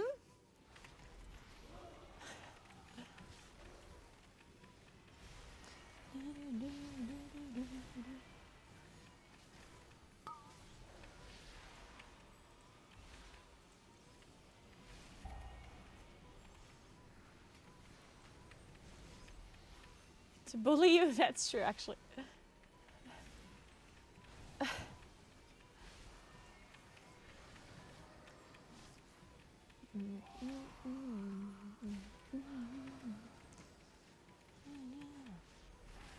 If this distressing trend continues, we will run out of spies. Yeah, so the spy game, still bad. I had a feeling maybe, you know, eventually it gets better, but nope, still bad.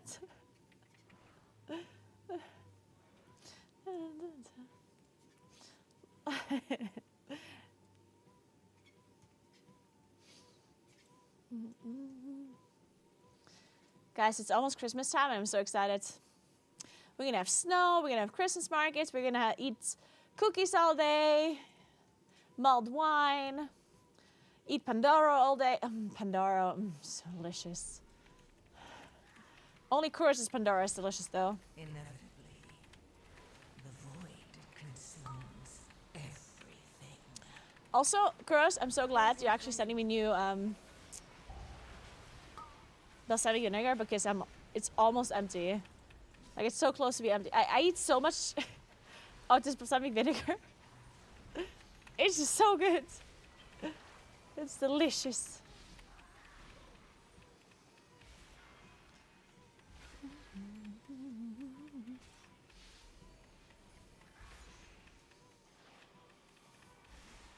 Your target is the Grand Splicer, Izo. Her drive for innovation meshed well with Ansarek's thirst. Deal with it. Stay close and be quiet.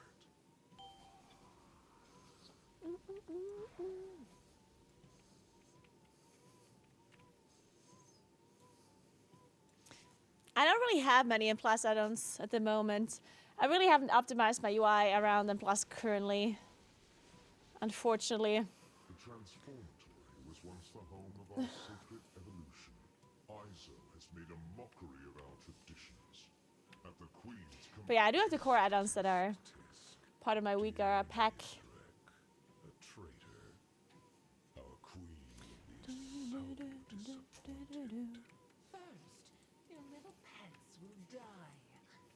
Then we'll make you. Cooldowns in 20. Are you finished? I'm gonna save my cooldowns here for a second, or the trees at least.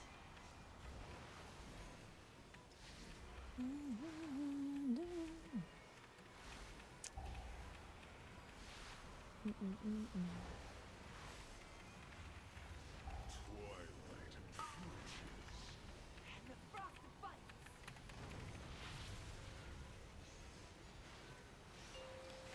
Some reasons.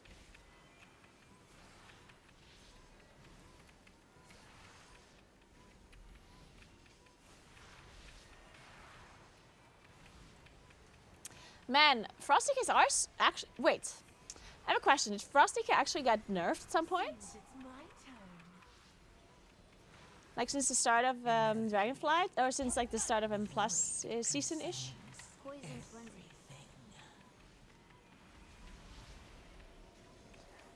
Oh, he did get nerfed, and still that strong?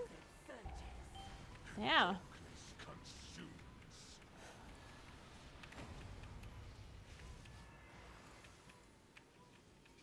Not bad, not bad. I mean, again, I guess my gear just kind of sucks, but yeah. I mean, Moonkin's also strong. It's not that Moonkin isn't good, but Moonkin also got buffed, I guess.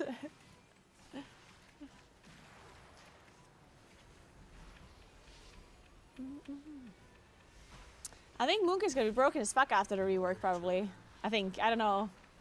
I think so.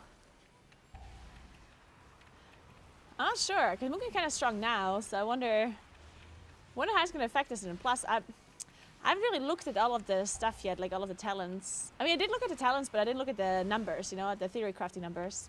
So I don't know if we're stronger or not in M+. I kind of assume we're stronger, but Maybe not.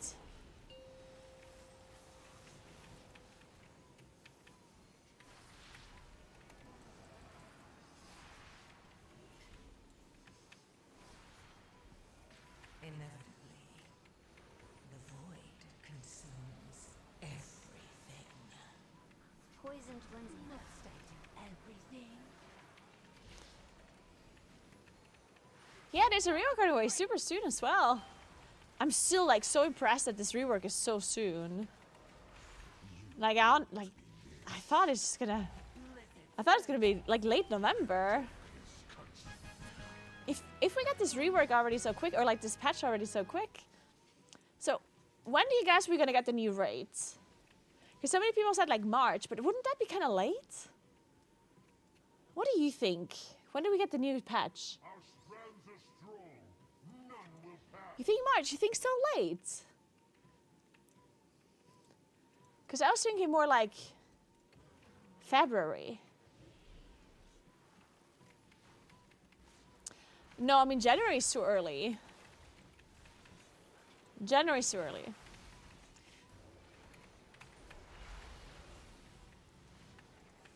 I think it has to be March though, right? You have to remember that they announced a TGP season that we have to fit in somewhere, right?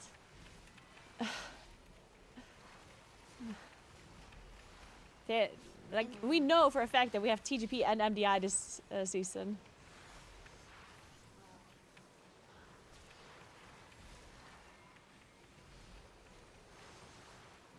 So obviously the new patch would have to be after TGP. The void consumes everything.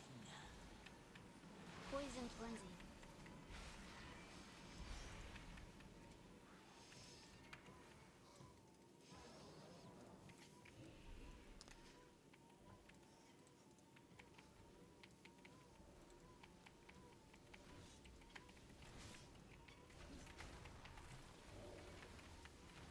Shit, I just messed up. I thought I had cooldowns ready for some reason.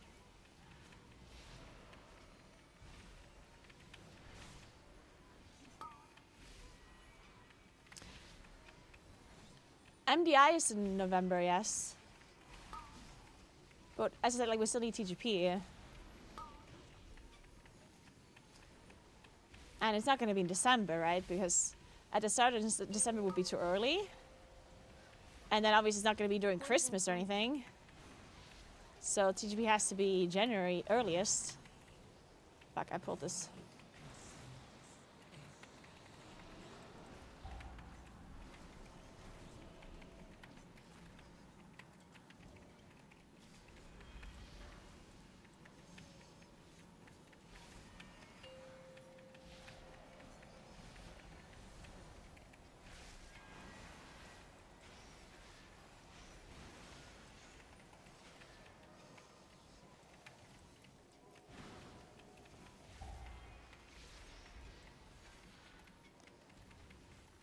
Poisoned Lindsay.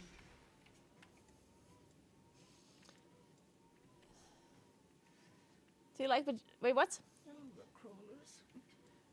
Oh, you're asking if I'm like Vajira, where I'm like training and playing at the same time? Does Vajira also do that? Like I know that Vajira is doing workout streams. But I didn't know that he's like working out while playing. Does he also have like a treadmill?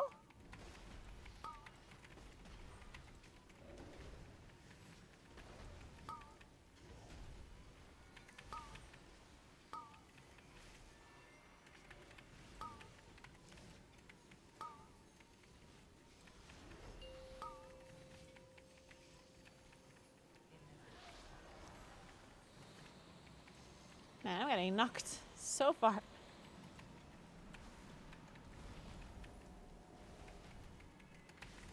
Fuck.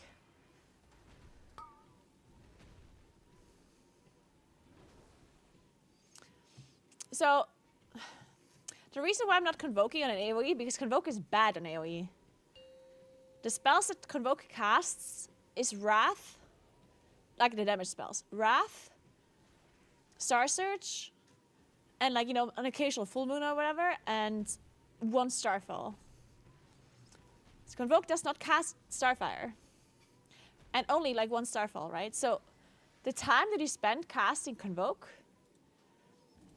could have been Starfires instead. And those Starfires would be doing more damage than anything that your Convoke can do on AoE. Convoke is just not a good spell on AoE. It doesn't do a lot of damage. I am convoking still sometimes on an AoE, but only because there might be one target that is a priority target, you know? Because if there's a lot of mobs, but one mob has a lot of HP and is a lot more important than the others, then you might still want to convoke, right? Inevitably. Or let's say there's a pack where there's a lot of other mobs, and then initially I'm going to cast some Starfires because the other mobs are still alive, and then the other mobs die, and there's only one mob left. At that point, I'm still convoking. But most of the time on AoE, I'm just not convoking at all, because it's just not worth to press the ability. Because pressing Starfire would do more damage. Thank you so much for 97 months, Waynorix. Appreciate that. Thank you very much.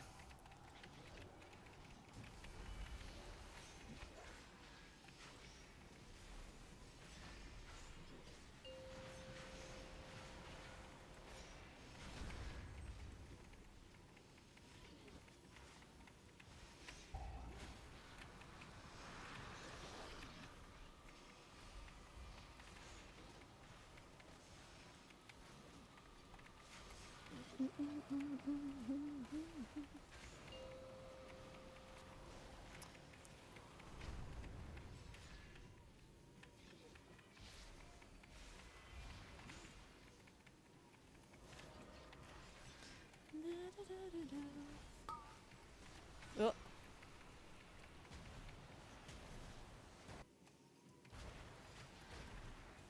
Inevitably, the void consumes everything.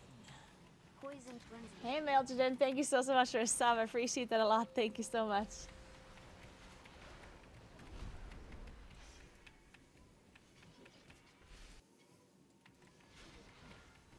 Thank you, thank you, thank you. Balances are boring. Well, thankfully you can choose whatever class you want to play. And no one's forcing you to play Balance Druid. If you find it boring, then that's okay.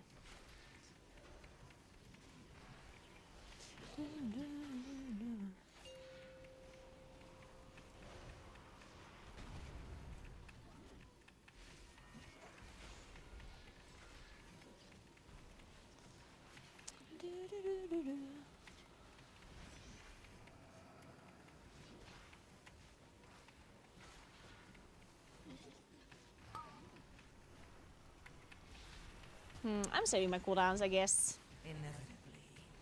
This boss is dead on my screen, I think. Everything. Damn! Thank you so much for sub, Castle Door. Thank you so much. I appreciate that. Thank you very much. And thank you very much for triggering a hype train. Let's go. Wait a second, guys. Not only do we have a hype train going on, but I think... Okay, I don't want to jinx it, but... The key is looking pretty good. I mean, we could still wipe it on last boss. We could also wipe on the stretch. We could wipe anywhere. But it's looking okay. It's looking not too bad. There's still many ways on how we could deplete this, though. I don't want to, like... I don't want to jinx it.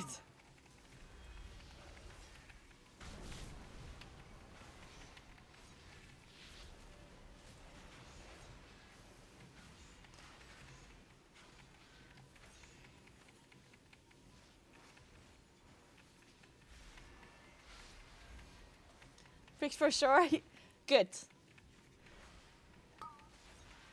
Stay negative, guys. Stay negative. Oh, dude, that did so much damage just now. Oh my god. Ah, Inevitably. I'm scared. The void. Been following you since Legion? Really? Now, I sometimes miss to jump into lava on Argus. I had to be able to give a little support for once. Keep up the good entertainment. Thank you so much, Castle Nora. I appreciate that so much. Thank you, thank you. Poison frenzy.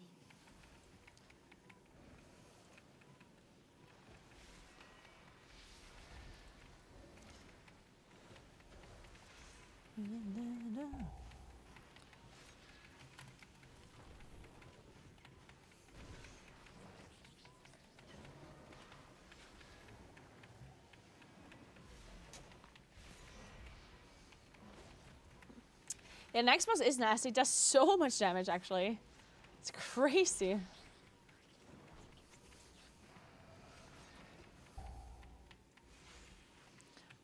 But you don't convoke on AoE, even though that CD will be back on next pull. But why would I press a spell just because I get it back next pull if it does less damage than pressing another spell? You know what I mean? Like, just because a cooldown has a cooldown doesn't mean that you should press it if it does not give you a damage increase, right? Like, that doesn't make any sense. Enough. You've earned a place in my collection. Let me usher you in. Like, it's not that I'm not pressing it because I want to save it for a better moment. I'm not pressing it because it's literally just not better than to compared to pressing Starfire instead, you know? Poison cleansing. A sage's wisdom is required.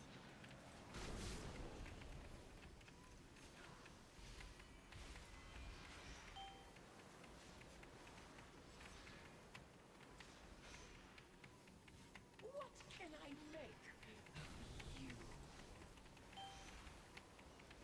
I'll break you beneath me.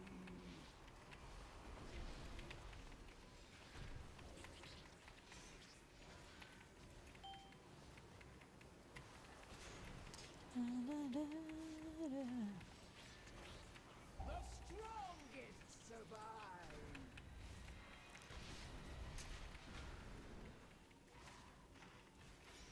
Consider the variable. The reason why you play Convoke in Plus is mainly for the boss damage and for like smaller pulls. Convoke is not a good ability for AoE at all. If you want to do more AoE damage, then you don't play Convoke. Then you play Incarnation instead. Because as I said, Convoke is a single target spell or like a smaller target spell. Can I make? I know it's awkward to have like a cooldown that you don't press sometimes, but that's just how it is. If you don't like, if you play lower keys where you feel like you don't need more single target damage, or if you just generally want to do more AoE, then you just don't play Convoke. Just play something else. That would make more sense in that case. Consider the variables.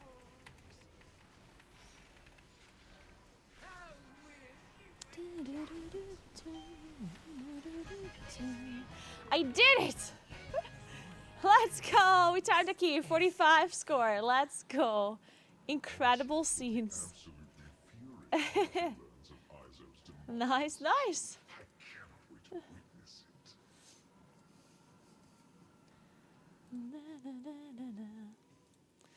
witness it. Disaster. I mean, sure.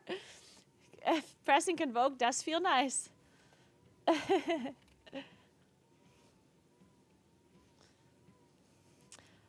Privat, Eva.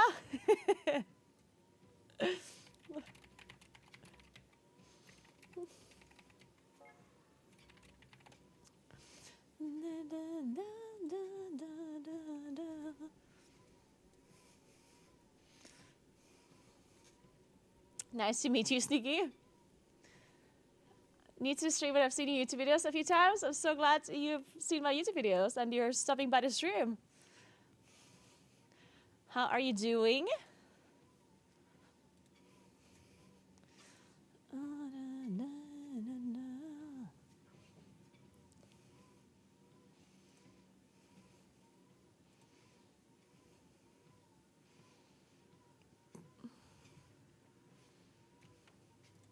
memory spans the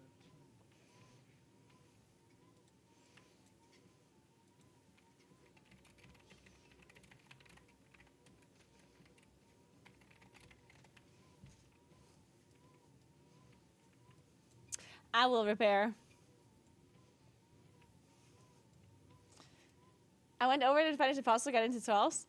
It is very strange. Like, I mean, they nerfed the plus 12 scaling now, right? But it still feels like it's a big jump from going from 11s to 12s. Many deals for a friend of the Grummles. Like you. And it's such a strange thing, I guess. Like, like I understand. I mean, I'm really happy that they tried the new scaling with the affixes not changing on hierarchies. I personally think that like it's a good thing for them to try because so many people have been asking for this. Like, so many people said, "Oh, they hate affixes. It's horrible. Like, we don't want affixes." Blah blah blah. So even though I personally did never really agree with that statement, I personally thought affixes have a good purpose to give dungeons. The main reason why I personally thought that removing affixes would be a bad idea is because I personally think affixes are important to keep dungeons fresh enough. Like changing it week to week, in my opinion, felt important because otherwise it gets very stale and boring eventually. At least that's what I thought would happen. But I'm glad that they're trying it. Because here's the thing, like even if I think, and even if Blizzard thinks that having no affix changes makes dungeons boring, it's just a theory. Like, we don't know for a fact what will happen if you don't give us rotating affixes. Will people get bored? Maybe. In my opinion, yes. But is that true? Who knows, right? So I think it's important that Blizzard sometimes gives in and not just think that they think that, like, they shouldn't hang on to, like, a thought that they have. If the community thinks they know better, then they should sometimes just give in and give it a try. Even if they think they might be wrong. Because I personally am also under the impression that the community in this case was wrong. But it's better to give it a try and see what happens, personally. So obviously the way they did it, we had a little bit of we had some flaws with the scaling. Like the issue with like 11 to 12 scaling, obviously, was a little bit of a problem. But now that they fixed it, I do think we will get a pretty accurate idea on how it will feel to not have changing affixes on high keys, right? And we'll see if we get bored or not. And yeah, then we'll see if we want affixes back, if we need them for us to not get bored, or if it's fine like this. I personally think that we kind of are going to be asking for affixes to be back, but we'll see. It doesn't matter, right? No matter what we decide, or no matter what's going to happen, it's good that they try it.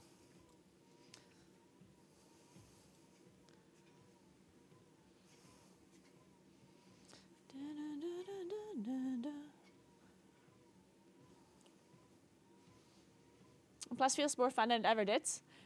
Well, I'm glad it does for you. I mean, obviously, there's always going to be different opinions overall. It's the best season ever? Interesting, yeah. I personally don't think so, but I'm glad that there's some people that like M+ a lot now. I personally am not the biggest fan of M+ currently, but I also don't hate it by any means.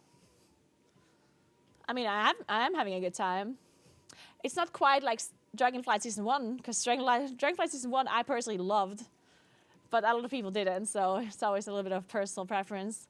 That is, I also think a lot of the times people like a season more, not because of the actual M+ season, but because of outside factors that they get influenced by that you're maybe not fully aware of. Like, for example, if you enjoy playing your class a lot that season, for whatever reason, right?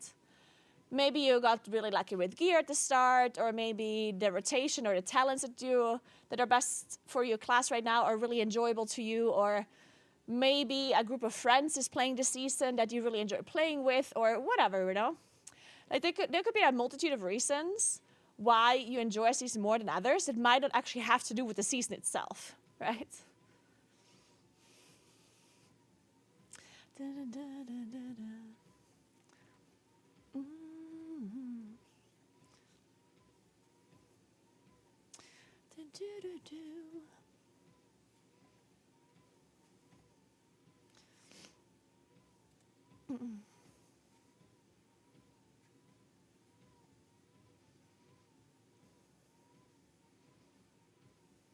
They need to ditch LFG. I mean, I do think that, yeah. I mean, I personally also would like them to do solo queue as well. I personally think it would be more fun, but it kind of depends. Like, there's also a lot of people that think it wouldn't be fun, right? It's kind of, it's difficult. It has upsides and downsides, right?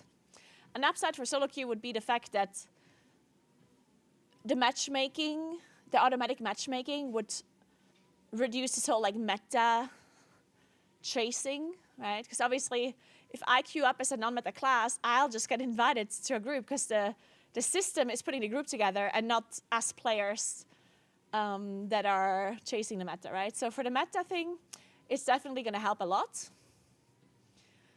Otherwise, we don't really know. Like it really depends how they make the solo queue, because obviously there's a multitude of ways on how they could create a solo queue system.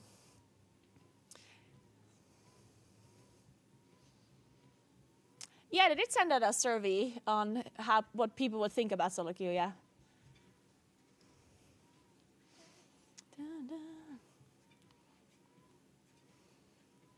How many people are just going to instant leave if solo queue doesn't give them the dream comp? Yeah, but obviously you need to punish people for leaving, right? Like if there's a solo queue system, then you obviously also need to punish people for leaving. And then, of course, people wouldn't just instantly leave if there is some sort of punishment. I mean, people would still leave, but depending on the punishment, it wouldn't happen as often unless the punishment is nothing.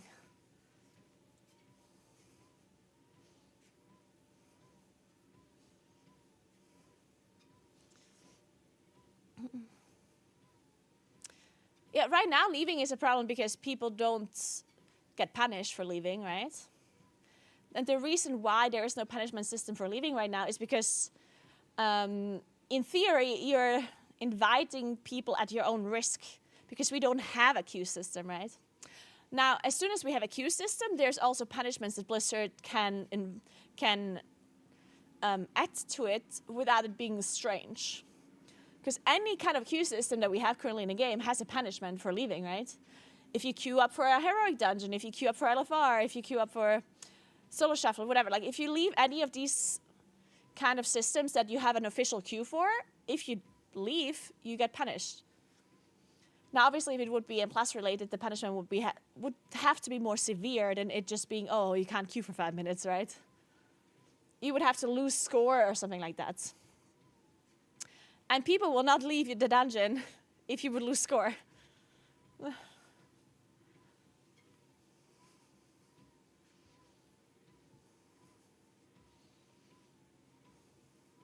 Also, a really interesting thing about... So I haven't really thought about this before yet, but I do think if we have an M+ solo queue, I personally think that Blizzard will get a much more accurate idea of balancing for M+. Because I think M+ balancing actually is incredibly complicated. And sometimes they don't have enough proper data because a meta will establish at some point and the high-end groups will stick to a certain meta and then that meta will trickle down. And even if there's other classes might be good, you get barely any data from those classes because everyone just plays meta. And I do think that obviously if we have a solo queue, there will be a lot more non-meta groups that are going to get created. And I do think that they will actually get a proper kind of overview of how bad certain classes and certain comps actually are. Because the thing is, to say that Blizzard has no data for like non-meta comps is obviously wrong. They do have numbers for it, right? But the problem is there's a big difference between a good group playing off meta versus an average or a bad group playing off meta, right? So the thing is, if all of the good players, or most of the good players, are switching to like the good meta really early on in the season, then the data that Blizzard is getting from the off-meta classes is kind of not very accurate numbers, because the only numbers that they're getting, or most of the numbers that they're getting, is from people that aren't that good at the game, right? And it's not that there's no good players that play off-meta classes, right? But the majority of the players that play off-meta classes are like the average player or below average, right? Because of course the people that are like the best at of the best, they will reroll to something else if their class isn't that good. Most of them. Not all of them, but most of them, right? But I do think if solo queue is a thing, then that will not happen as often. Because of course with solo queue, if you get invited to groups anyway, because you're getting forced invited, then a lot of people that would usually reroll might not reroll. And then Blizzard will get more data on those kind of groups and then those classes and those off-meta comps, which then maybe in return will give them better tools of balancing classes more. I'm not saying that they will do something with this data, but they could.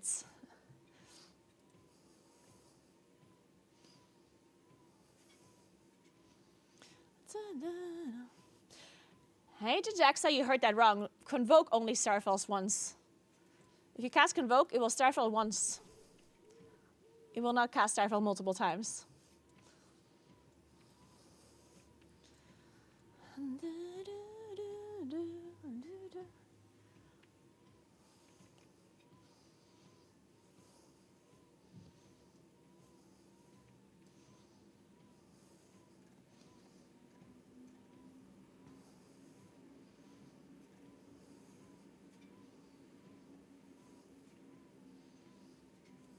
All right, anyway.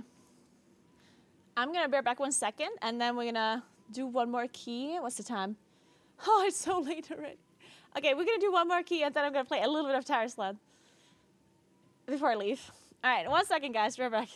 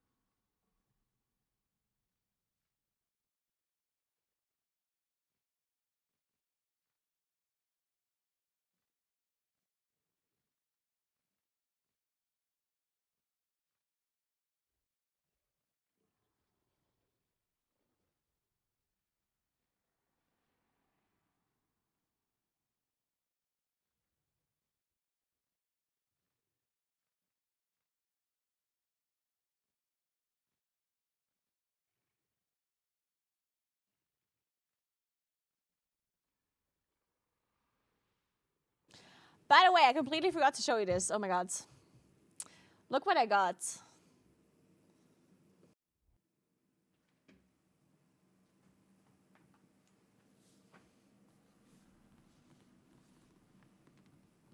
So cute. I'll show you.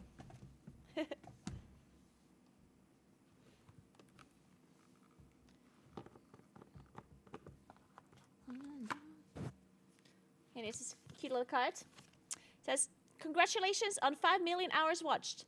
Bleed Purple represents passion, dedication, and community. Today, we celebrate the passion and dedication you've put into reaching this moment, as well as the passion and dedication and occasional trolling of the community you've built along the way. 5 million hours watched is quite simply a ridiculously massive achievement. Thank you for showing all of us what it meant to truly bleed purple. Well played. Your friends at Twitch. Well, Gerda, thank you so much for the 5 sub gears. Appreciate that. Thank you very much. Thank you. Welcome to Sethrin, Soranax, Jack, Cho, Simba, and the Monster Munch. Thank you very, very, very much. Thank you. What's in the box? I'll show you what's in the box. Just give me a moment. If I can find the opening. There we go.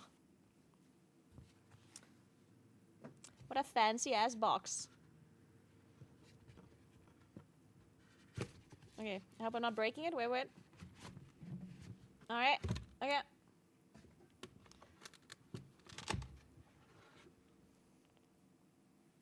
Look at that. It's so heavy. This could be a murder weapon in Cluedo.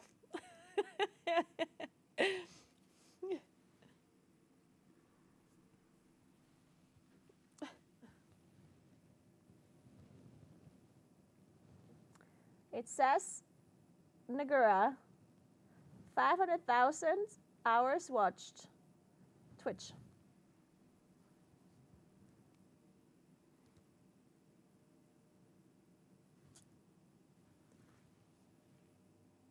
$5 million, oops. I'm not so good at numbers. Second Oscar. Thank you so much, guys. Thank you. I would like to thank my mom. For always providing me food so I can play video games, cleaning my apartment so I can play video games, paying my rent so I can play video games, not throwing me out of the house when all I did was play video games. Thank you so much, Mother. Big shout out to myself as well for being awesome. Absolutely 0 shout outs to Twitch chat. I could have done all of this without you guys. I don't need you for anything.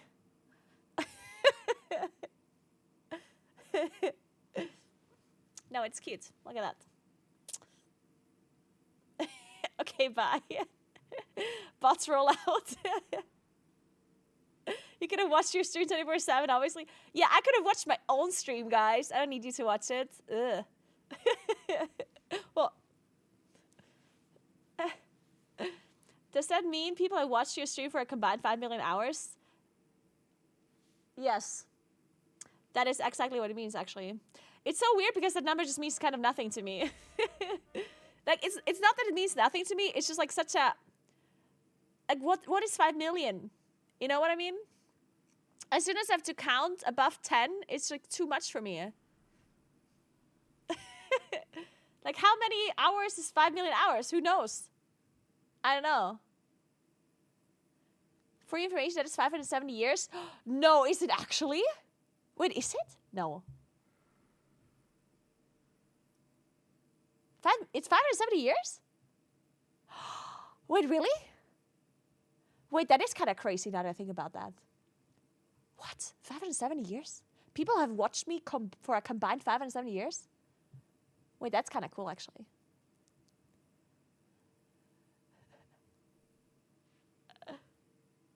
That's crazy. Damn. 570 years wasted. Imagine watching my stream for 570 years all the things you could have done for those 570 years that would have been a lot more useful. Oh my goodness. Hey, Never Knew, thank you so much for 91 months. What's up? Doesn't mean you're old or famous. That means I'm both old and famous. Can't help what's your first follower. No. Okay, jokes aside, guys. This is actually really fucking cool. And I do appreciate you a lot. Even though I'm joking, 99% of the time, I do actually appreciate you a lot. And thank you for letting me do what I do, because I love that. I love the thing that I do. I love playing video games for a living, and I love streaming for a living, and I love talking to you guys all day, every day. And I love creating content, and I love that you guys support me no matter what I do. For the past 10 years, I've been doing lots of different stuff, and you guys been sticking around, so that's really cool, and I appreciate you. Thank you. You guys are really cute. And without you, I would be nothing. I would be homeless, probably. I would probably be coke and wine addicted, which, to be fair, I still am. And I probably would have done nothing with my life. Or I would be a very famous professor. Oh my God! Hirsty, thank you so much for 6 months. That's incredible. Thank you so much for the 6 months sub in advance. That's crazy. Thank you so much. That is so nice of you. Thank you so much. I promise you I will still be streaming in 6 months. I promise you. I need to pay my bills, so. All right, let's put this somewhere so you guys can actually see it. Maybe here. What do you think?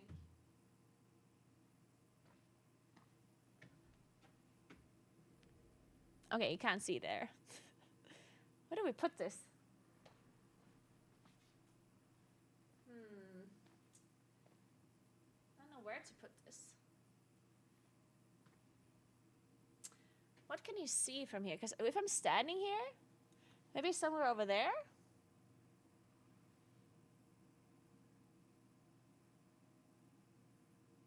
Or here instead of this card, because you can't see this card anywhere.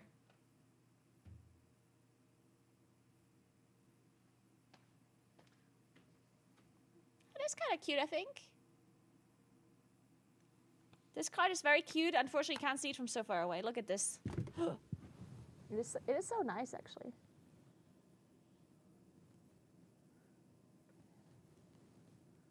It's like a 3D card, you know? It's very nice.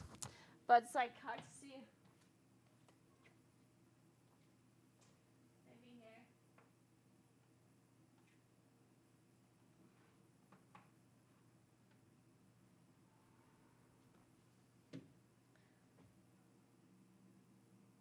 Can't really see shit. But I like it here, I think. Let me turn it around. Yeah, there you go. It's cute. One more turn. Like this. Yeah. Cute. The card was made by, oh god, shit, I forgot their name.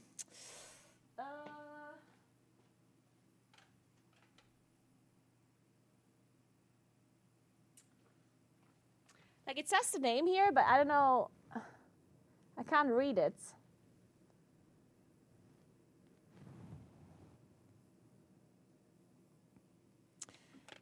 I know that they're on Instagram, but I can't read the name. Mr. I don't know. Mr. Shocks. It could be Mr. Shocks. Yeah, Mr. Shocks.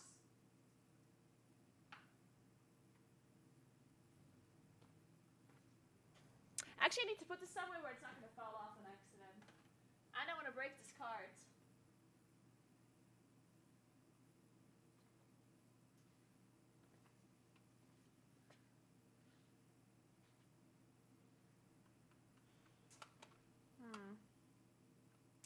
I know it's going to break everywhere here.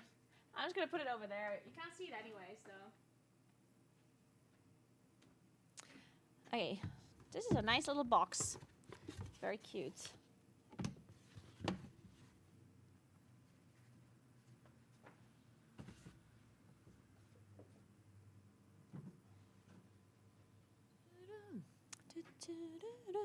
All right, sorry, let's continue playing video games. Okay, fine, I'll pick it up.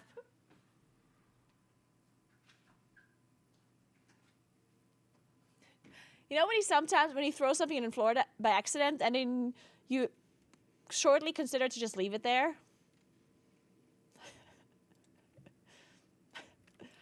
You know when it's like just like so far away and you're just like, I'll pick it up later?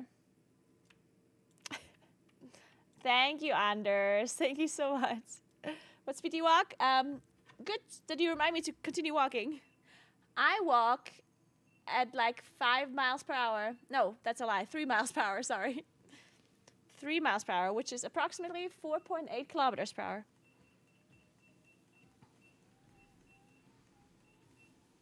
So, Mr. Shadowbox. There we go. Mr. Shadowbox on Instagram. Yeah, go check them out. You can buy their cards or you can ask them to make cards. It's custom made though, so obviously it's going to be... but I just wanted it in a tournament. I didn't like order it or anything. But yeah, if you guys want to check it out, then go ahead. Should I? Can I do one more key? I think I will do more.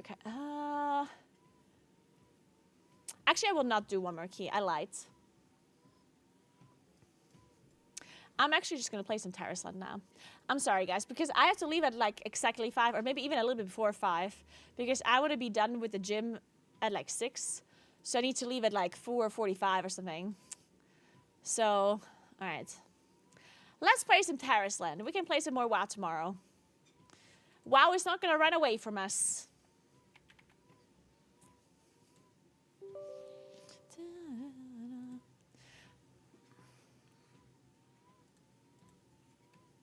Shit, what's my password again? Oh, don't need a password.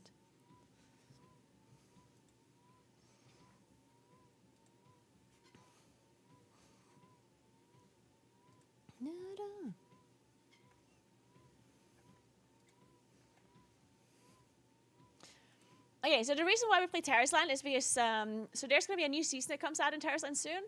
And I'm doing a show later today where we're going to talk about that season. So I want to make sure that I have the information. Yeah, there we go. So after October 20th, at 4, the raid will no longer drop Blight Dragon Fragments. The final award auction will take place. Please take note and plan accordingly. Yeah, so season 0 stops at October 20th, and then a new season will come out, I think on the 22nd.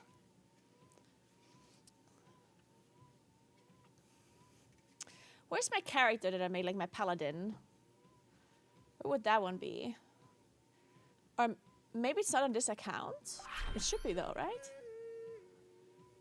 Where do you see where your characters are?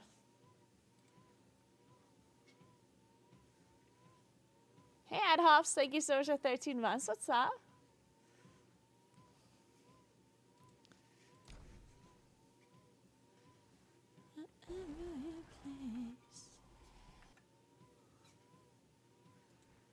I swear I have a character somewhere. Where did it go?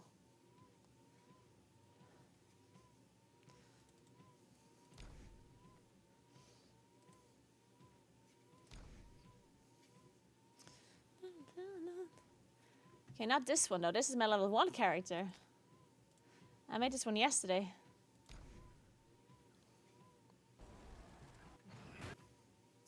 Man, I guess I really don't have a character.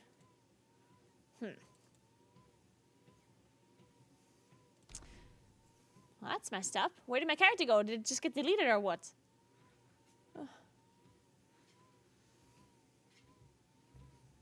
Who deleted my character?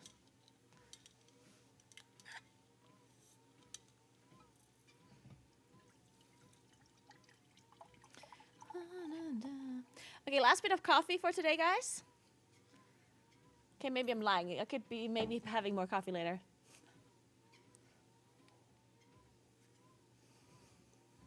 That is indeed not a chicken, it's a mage.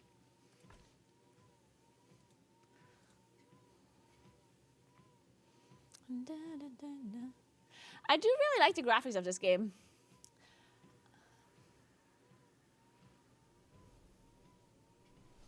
Shit. I don't have music. Oh no, I do. It's just very quiet. Is it loud for you?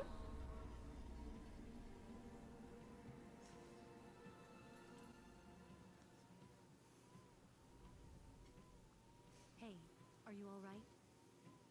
Did you see that? The inscribed stone looked unusual.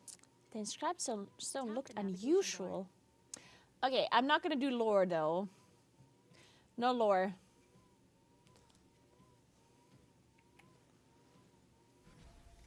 So how does this game work again? I definitely played this before. Huh? This inscribed stone has stimulated baffling. The inscribed stone may not So- have offered a clear direction. So I'm walking WASD, it's legacy movement. What do I do with... A divine stone So once left granted mouse the button is just divine camera ancestors turning, to my right people. mouse button is character turning. Your Okay. inscribed stone may have a connection to that divine stone. But this is just a guess. We'll have to verify That's literally a summoning stone. Okay, how do I sprint? Oh, shift, okay. Yeah, they actually just deleted my character. Can you believe it? Unbelievable. I love you with my eyes closed. Aw, look at that. It's so pretty. It is pretty though, right? Isn't it? There was no mention of a strange. Honestly, now that you say it, Jajexa, you are right. I feel like if Riot makes an MMO, I think the graphic would be similar to this, right? It definitely looks a little bit like League of Legends-y. You're right. Evil aura and turbulence. It terrifies me. Unfortunately, it's in our way. Looks like we'll have to keep our... Hold on. Come take a look at this.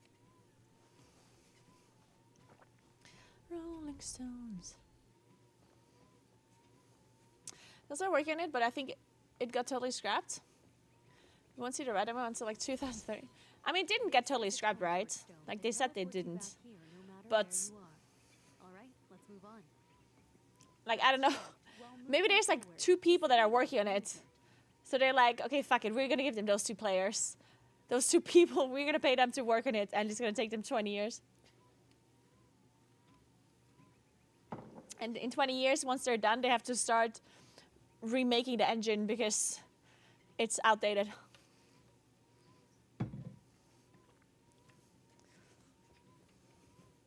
The best MMO for a newcomer. It doesn't matter. And every MMO is good for a newcomer, right?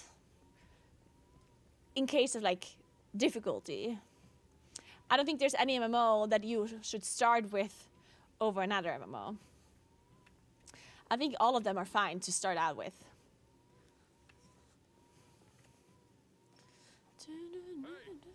Personally. Unless you're looking for something like in particular.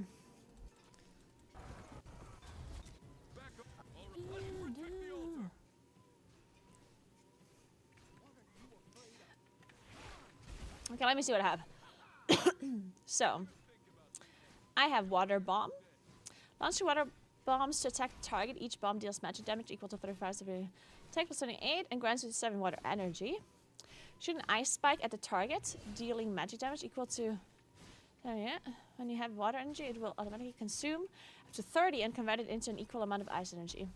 For every 1 water energy consumed, this skill damage increases by 5%. Icicle Storm. Consume 30, 60, 90 ice energy to immediately generate 1 to 3 icicles to attack the target, each dealing magic damage equal to... Okay. So basically, I have water energy, and then ice spike weed makes ice energy, and then ice energy you can use the icicle storm. It's the TLDR, I guess. Hot damn! It's been a long time since I've had such a good fight.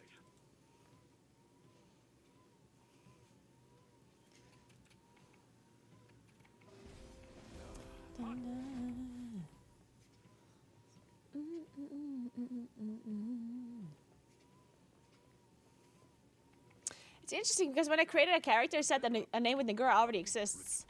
So maybe I just had a different account somehow when I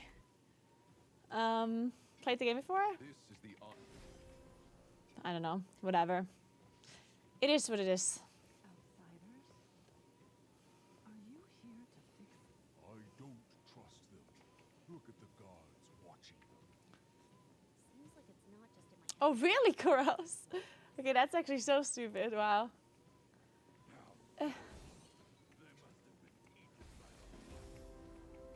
Okay, I'm already level 3. Let's go. We're power leveling. What's the highest level in this game, actually? These villagers need help.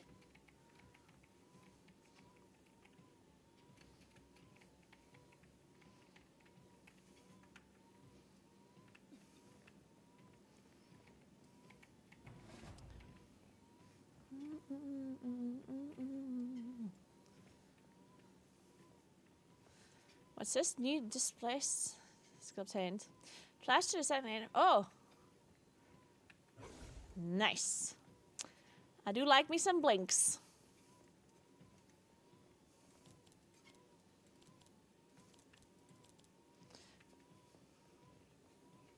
Alright, enjoy the gym, Ace. Have a good one.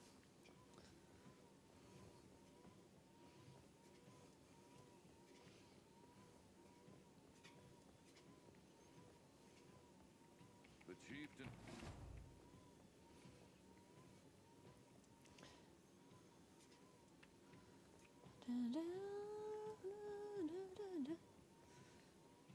Oh, no, you're going to work. Oh. All right, have a good day at work then. I see. Eliminate the wolves. That's like an ominous quest, like eliminate the wolves. Which one doesn't matter, just the wolves. Any of them.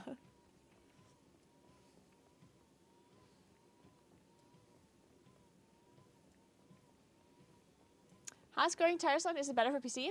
I have not played it on anything other than PC.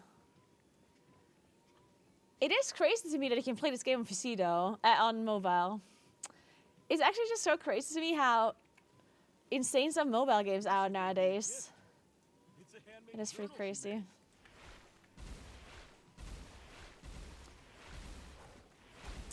And honestly, like, I think there's a lot of PC players that are generally against mobile games, right? Which, you know, understandably, because a lot of them are kind of like cash grabbing games, you know, very like gacha game kind of thing. I can get that. But I do think games have, like mobile games have come a long way in a sense where I do think if there's a game that is actually somewhat enjoyable on both mobile and on PC, then I think it has so many upsides. If you're like just a busy person, right? Because I feel like there's so many times where I am, let's say I'm traveling or I'm doing some cardio or whatever, or just literally anything where I'm just not on my PC, but I could be on my phone. And I feel like being able to check the game, like I don't want to be able to like fully, like let's say World of Warcraft, right? I wouldn't want to be able to play a proper high and plus dungeon on my phone. Like I wouldn't want to do that. But just to do like some like smaller tasks on my phone, I would certainly do that if I could. You know, like being able to, I don't know, keep up with some quests or whatnot. Just doing some chores. I feel like I'd do that.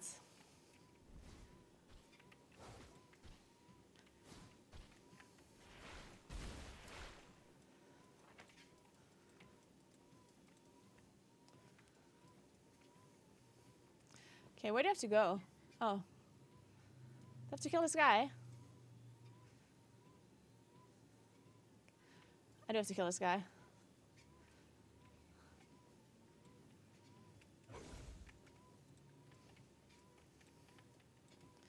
Hey, come here. I can fight y'all. How close do I have to be?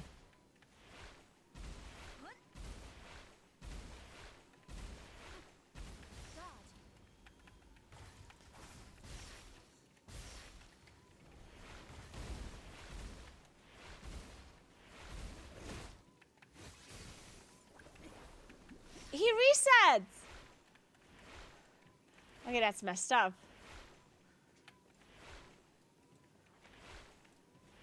So messed up.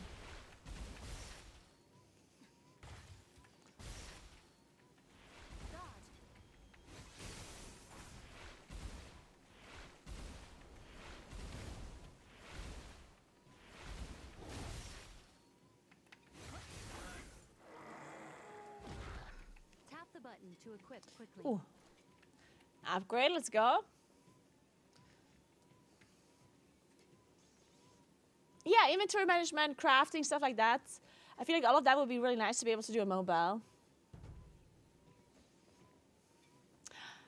Lost 37 kilograms from my diet that I started in April, and I'm proud of myself. Wait, that's insane, Octarian. Damn.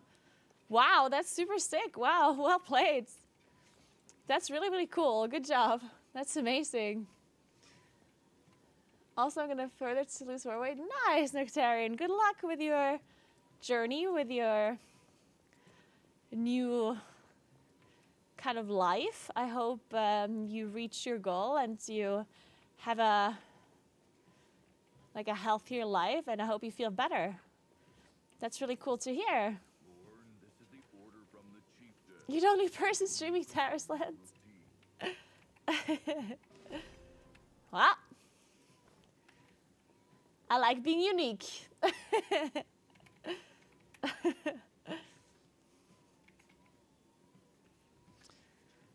a feeling goes on and on and on.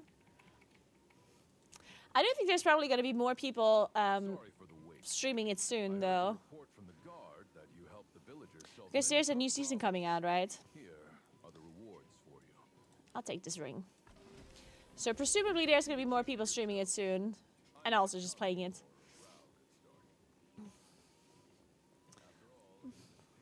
Mobile device playing is awesome. I use it for professions or leveling my alts in the evening on my iPad when I'm chilling. Yeah. With Steam Play, it's possible to play WoW Mobile. Oh, really? Okay, that's very interesting. WoW Mobile with Steam Play. Yeah, I guess that makes sense. Welcome to the on. That's why I personally actually really like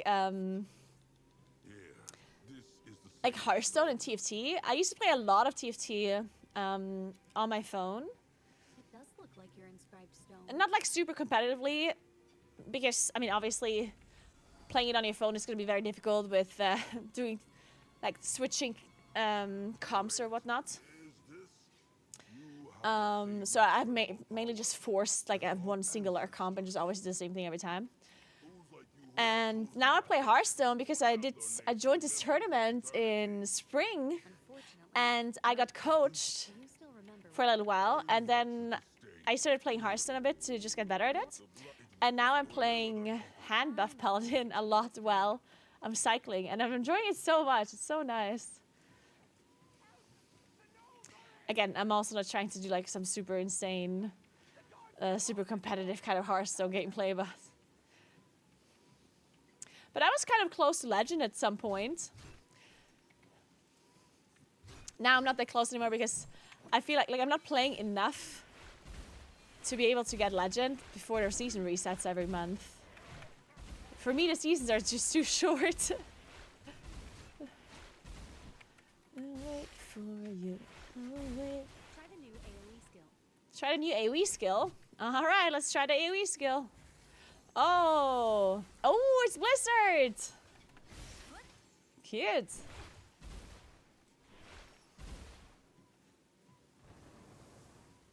You think you'll go back to TFT for next set? I don't know. Currently, I'm really into Hearthstone. The problem with TFT that I always have is like needing to learn the new sets. It's just such a big task if you don't play that much. So I don't know. I'll wait for you.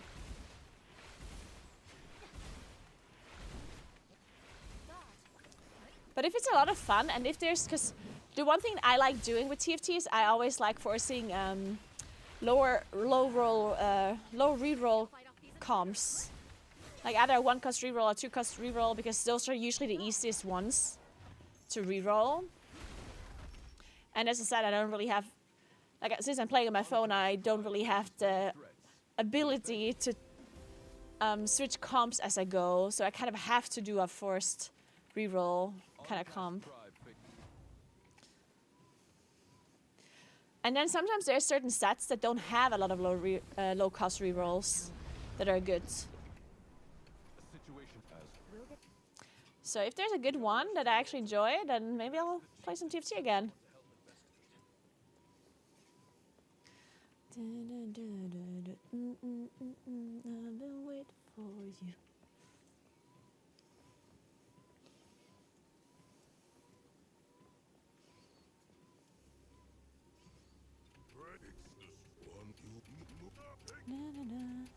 I'm not going to tell you what walking pad I'm using. I don't want to, just please do your own research, because the one that I have is not something that I necessarily want to recommend. Okay?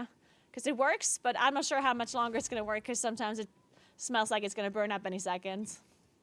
So just buy whatever you think that you should buy. Just do your research and figure it out yourself. This sounds like I'm an asshole, but I'm literally trying to help you out.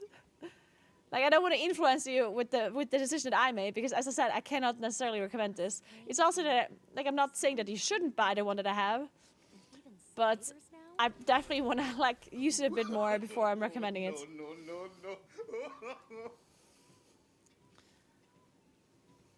Who asked you is mean? It's literally the opposite of being mean. Like, I swear, I'm trying to look out for you. If I literally could just tell you what it is, just make a command for it, that would be the simplest way. Like, I could literally just make a command and it tells you the model, right? But I don't want to do that, because I don't want people to buy this walking pad when I'm not sure if it's good or not, right? Like, I'm literally looking out for you guys here. I'm not sure. I'm trying to not manipulate you into buying something that I cannot recommend just yet.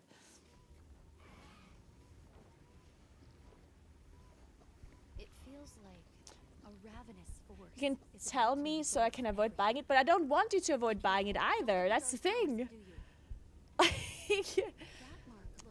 Basically, I don't have this walking pad long enough to make a decision of it if it's good or bad. So I don't want to tell you to buy it, but I also don't want to tell you to not buy it. Like, that's it. People try to make up this thing where it's like, oh, she's not getting paid, or oh, she doesn't want to, like, it's literally just, like, imagine you go and buy a coffee machine. Like, you won't be able to tell if this coffee machine is good or bad until you've used it for a while, right? So, like, your opinion on it is still neutral. Even though you own the machine, you still have a neutral opinion towards it, right? Because you're going to be able to have to use it for a little while to be able to tell if it's good or bad.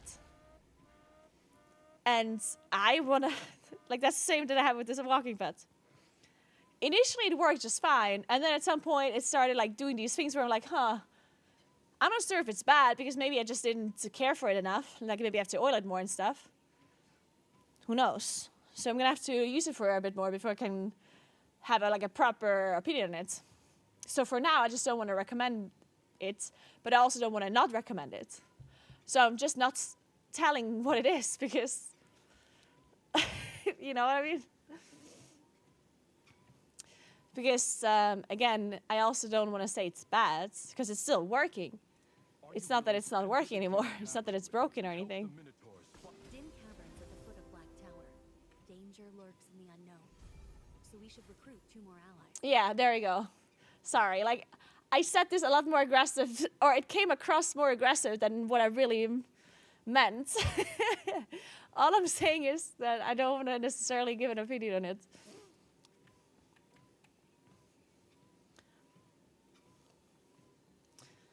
Because the thing is, so many people are asking me for it.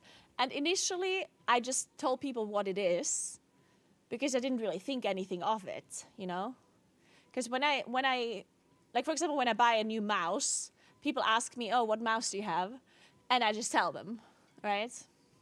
But so many people have asked me about this walking pad. And I feel like a walking pad is something that is, like, a more specific thing that is also, like, more rare. Because something like a mouse, like there's so many different mice, and there's so many different people using different mice and whatever. So telling people what mouse I use is not like the weirdest thing. It's like whatever. If somebody buys the same mouse that I have and they don't like it, well, there's nothing I can really do.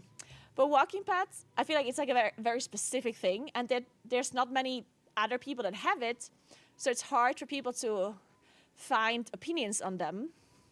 So if they ask me for my opinion, then that's one of the only opinions they probably will get, because it's very rare. And so initially, as I said, I told people whatever walking pad it is, not thinking of anything. But then at some point I was like, well, because a lot of people said they bought it because of me. Like they bought this specific one. And I don't want to be responsible for people buying like a walking pad that actually like breaks after 2 months or something, right? Because I don't know. So at some point I was like, wait a second, we should not tell people what this is. Because the amount of people that said they bought this is crazy, right? Like, I don't know. So it would suck that if in 3 months there's like 100 people who like wasted their money on a walking pad that is gonna break. Like, I don't want that to be my fault, or I mean, it wouldn't really be my fault, but I don't want people to not do their research, you know? I want people to look into it themselves and make the decision themselves, rather than doing something that I did and then thinking that it's going to be good just because I'm using it. Thank you so much for 60 months, Mikkel. Appreciate that. Thank you so much. Welcome back. Welcome back. That's on them for just buying it because you're using it and not actually researching into it. But people might have done the research, because I would do the same thing, right? Like if I did a research into a certain product, let's say I can't decide between 3 different ones. I've done my research, but there's still 3 that seem good. And then I see this one person that used this one of them. And if they use it and they don't say that it's bad, then I probably would be like, okay, then I'm going to take that one, right? Because if I see an actual person using that certain item and they say it's fine and it's good, or there's nothing wrong with it, then that would like convince me to buy that one, right? And I don't want to, that's basically not what I want to not do. I don't know. That's why I also said that I think in the future, I generally don't want to tell people anymore what kind of items I used until I've actually tested them enough, you know? Because I just think that I'm definitely passively influencing people. And I don't think I want to do that unless I know for sure. I want to be a person that recommends stuff that is actually good, you know? I don't want people to buy stuff that I bought without me knowing if it's good or not. Because that kind of invalidates my credibility and my stamp of approval, you know what I mean? If people come into my stream and they buy stuff that I use, and it turns out to be like shitty items, they will not believe me anymore when I say it's something good, even if I didn't recommend it initially, right? And I want my stamp of approval to be a good stamp of approval, you know? If I say something is good, then it should be good. So I don't want to like tell people what I use anymore if I can't actually recommend it, if it's not something that I actually have tested for enough time.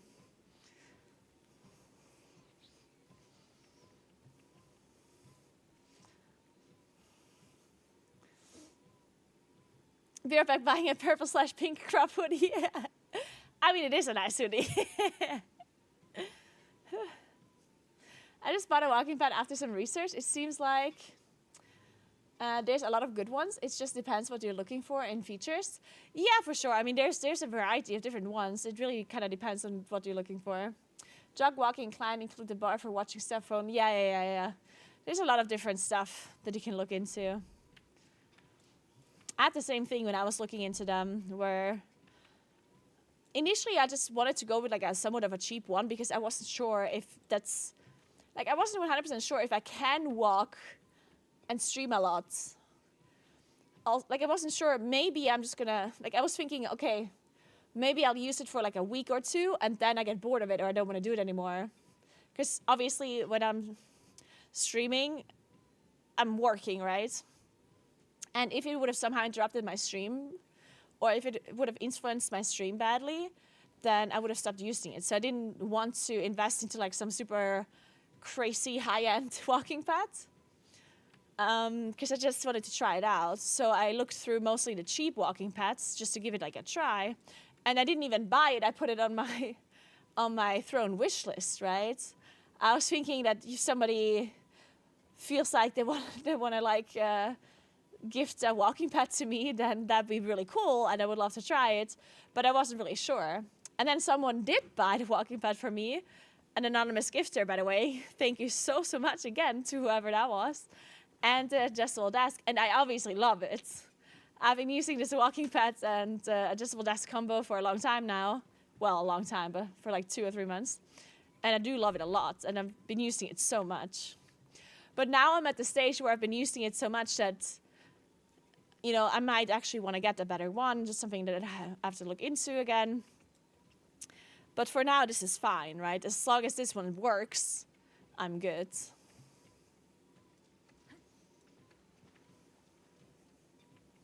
It was me. Hey, 2000ish, what's up? How are you doing? I think you can play this game with a controller, but I'm not 100% sure. Okay, what do I have to do? Tap navigation to enter dim cavern. Aha.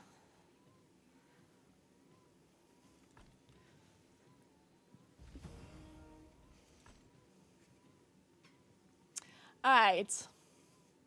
We're doing a dungeon. Are these actual people or My magic can heal everyone. But Lord or has robots? told us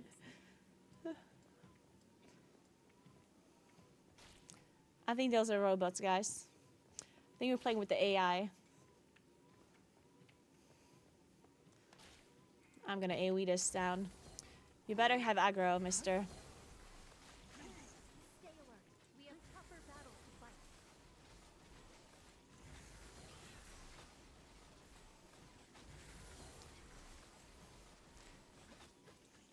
So what's this thing? It summons the snowstorm to attack. Hands within a range 4 times within each attack deals magic damage equal to and impose a crisp effect slows down target's move speed. This skill can't be cast removing. I'm not sure what the thing means, like the line. Oh my god, wait, I didn't realize there's no damage meters inbuilt. Wait, this is cool as fuck. I love the damage meters. Also, fucking noobs do some more damage.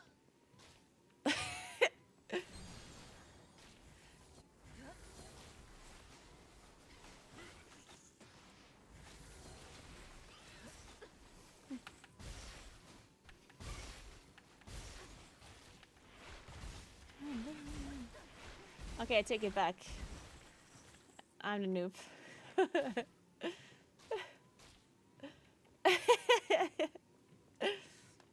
Honestly, I don't know what the fuck I'm pressing, yeah?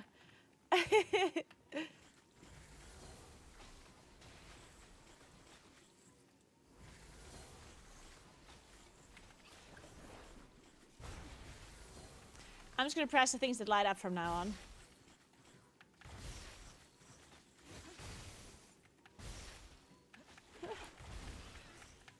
Do you need stuff for this game? No, this game is free to play. Come with me. As far as I can tell. I mean, I just downloaded it and started playing, so.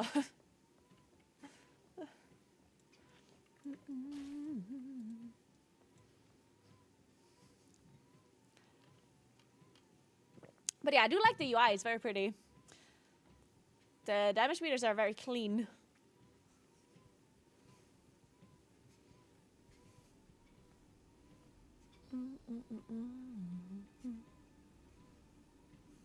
Yeah, it's a mobile and PC game, yeah. Cross-platform.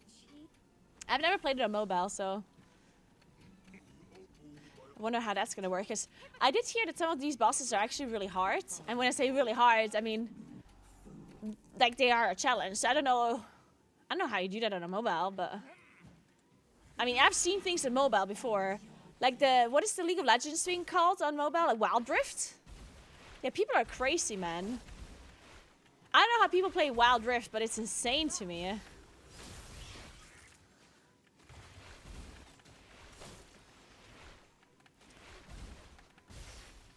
So what is this? No, oh no. Ice increase. Trigger ice power to boost your combo rate by 80%. Okay, I'm gonna just I assume that's my cooldown. Whatever that means. My combo rate. Shit, I don't think I did this correctly. Guys, I'm doing no damage. How does this game work?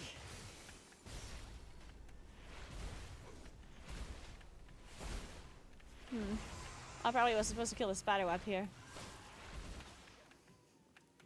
Stage change. Stage change? Jesus Christ. Heal me! Thank you. Why is my healer second on the damage meter? What? Small spiders. To go.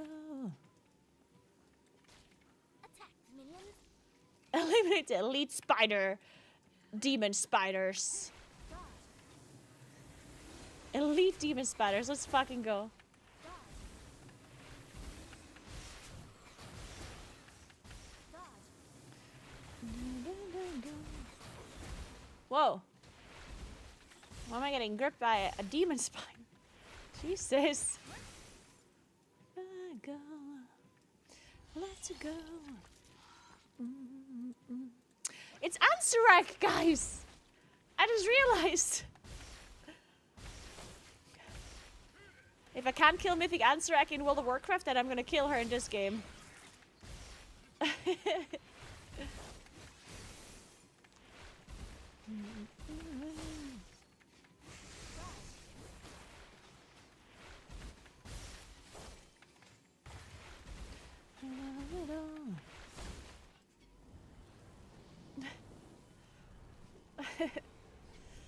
Oh no! Look at her. What a drama queen.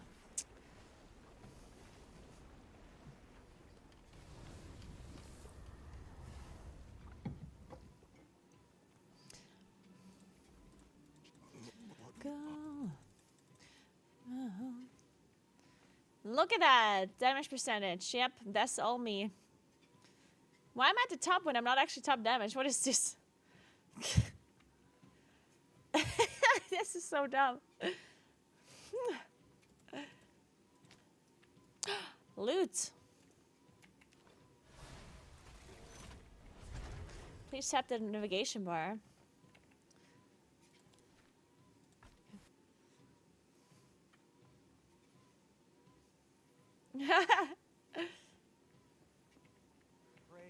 Thanks to your help. Polar blue horn. Tap up crystals of any tier to receive a limited amount. Is this some sort of like paid thing? I assume so. Oh yeah, we're not doing that. You're not getting money. We don't care about your mount. Is this a divine? The threat of the Black Tower has Level 9. the damage it brought must be handled. Your reputation system activated. So there's a rep thing as well. Okay, nice. Would you like to travel point in your backpack? Sure, whatever. Please tap reputation shop. Purchase a Reno. Oh, there's a rep So shop. Reno mount. So you can buy stuff with reputation. Interesting.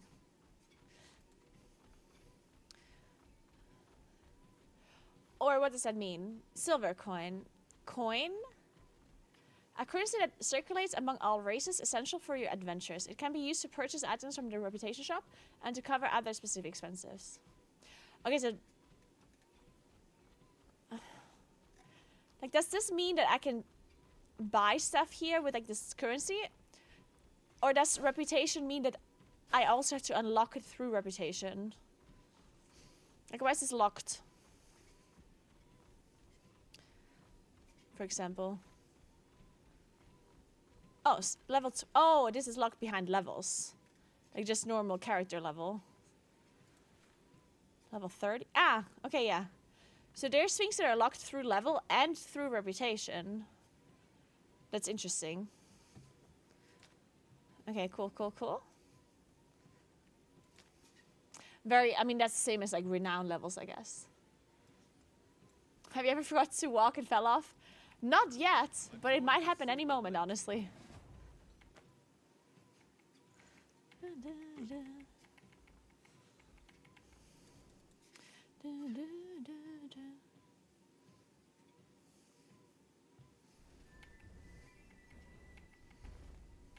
What's wrong? Go after it. Man, I do really like the design of this game. Like, look, it is very cute. Like, look at it. Yeah, it's cute. Oh, look, and there's like floating rooms and stuff. Look at the design of this game. It is cute. I'm a fan. I just love this like cutesy kind of cartoonish style. I'm a big fan of it. Some people like hate it, but I'm personally a big fan of cartoonish kind of design stuff. Oh, I just love it. Oh shit, my treadmill turned off. Well, I guess we walked 99 minutes. I'm done walking for today then. We're gonna stand for the rest of this. I've walked enough.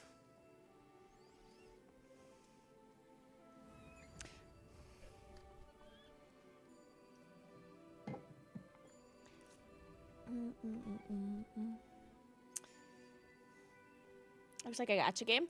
Why?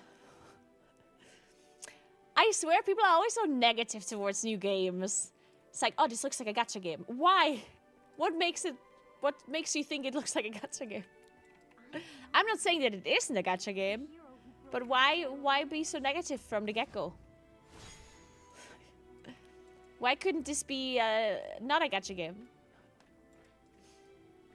Oh my god, wait a second. I have to fight Catherine here. Go away, lady. And you're pretty slow, my lady. What are you doing?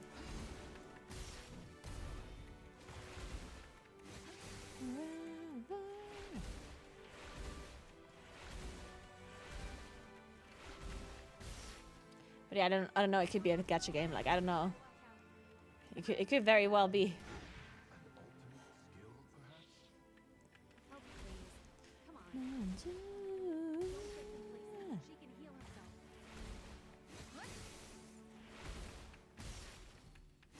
I do think people nowadays are so difficult to please, though. Like sometimes I honestly, okay, I shouldn't feel bad for any kind of like company that can afford to make a game. Let's be honest here. Like if you're a company that can afford to make an MMO, you're probably rich in some way, yeah.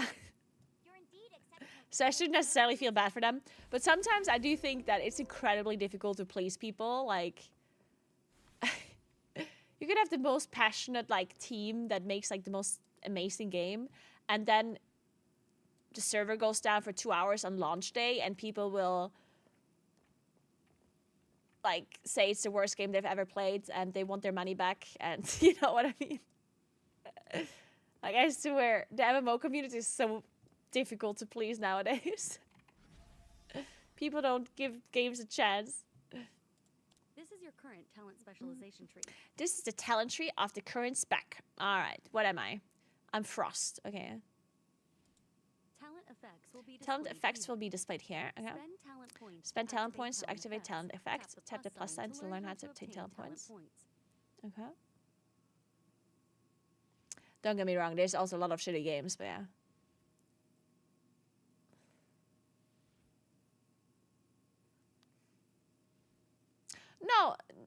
No, it's true. I mean, obviously not every game needs to be for everyone. I just personally think, okay, hear me out. So the reason why this bothers me a little, because in the end, everyone can decide if they like the game or not, right? But I do think that sometimes when people immediately, like if people don't give a game a chance, that kind of like it basically prevents a game to become a good game. You know what I mean? Because I do think that MMOs need to build up. I think it's almost impossible to create an MMO that is really, really good from the get-go. Like, I do think an MMO definitely needs the time to build with feedback that players give them. Almost no MMO was released and it was perfect, at least not lately. Obviously, in the past that was true, but in the past, whatever people expected from MMO was also a lot lower. Like, the expectations were a lot lower. So when World of Warcraft was released, obviously the game wasn't perfect at all, but it was good for back then, and then people gave it a chance, and then it built upon itself, and it became what it is now, right? And the problem sometimes is when an MMO gets released and people don't give it a proper chance, and they immediately stop playing if it's not like perfect from the start, then potentially that game could have been really good, but because everyone stops playing immediately and gives it a bad name, they don't get enough funds to actually improve upon it, and then it's gonna get scrapped, right? Or it's they just don't get the amount of money or investment to make it better, which I guess that's just how it is, right? And it's hard to change that, because I can't tell people, hey, just waste your time on a game that you don't like. Like, obviously that's also a dumb thing to say, right? If you don't like a game, you don't like a game. So obviously it would be pointless for you to play it if you don't like it, right? But I do want to, with this message, I kind of want to tell people sometimes that maybe don't have a super, super negative mindset when you go into a new MMO. Because I think sometimes people go into a new game with the thinking, oh, this is going to be bad anyway, Sometimes I think that's true. Sometimes people are very... I'm not sure if it has to do with this kind of tribal way of thinking. If you have an MMO that you really like, let's say you're a WoW player and you really like World of Warcraft. And then when you play a new MMO or when you see a new MMO, in your thoughts, you might be, okay, this will never be as good as WoW was in the best times, And then you go into this new game with a negative kind of mindset. And then it's super easy to get, to have confirmation bias where it's oh, see, I knew this is bad. Just because you see one thing that you dislike, So I'm not trying to say that you should go ahead and play bad games or games that you don't like, but I do think that sometimes people have to give games a better chance, or just maybe be go into it with a less negative view. Because sometimes what I do, for example, New World. I think New World is a good example. So I personally went into New World without necessarily having a positive or a negative thought of the game. I knew that Amazon is what made... I knew that Amazon makes a game, so I knew that they have the funds, and I knew that it could potentially be a good game. But I didn't necessarily go into it thinking that would be super great. I also didn't go into it thinking that would be really bad. So I kind of went into it with a neutral kind of perspective. And then I could not form an opinion on the game for quite a while. I actually played it a couple of days without thinking, okay, this is good or bad. Just because I personally am an MMO player that likes endgame content. I'm not somebody that likes questing or that likes the lore very much. So to me, I think an MMO initially is always a little bit difficult for me to form an opinion on. Because when I play World of Warcraft, when a new expansion comes out, all I do is level and do the lore, and then I don't enjoy that either. When the War Within came out, I did not enjoy the leveling part that much, because that's just not the content that I like in an MMO, right? So when I start a new game, a new MMO that I've not played before, then I need to get at least through the leveling process before I can form a proper opinion on it, because I don't like leveling. So if I would start playing a new MMO, I can't just after a day of leveling say, oh, I don't like this. Because yeah, of course I don't like the leveling part, because I never liked the leveling part, you know what I mean? So if I don't like leveling in WoW, then why would I like leveling in this game, right? So I sometimes have to play the game quite a little bit to then be able to like form a proper opinion on it. Sometimes you'll be able to tell that you don't like the gameplay, Lend me your power. even when leveling. Like, that is true. Sometimes I play the game and I'm like, oh, I don't like the way the skills work. I don't like that it's like a skill-based system. I don't like that it's top-down or whatever, you know. Sometimes I can tell pretty quickly that I just don't like the gameplay aspect of it.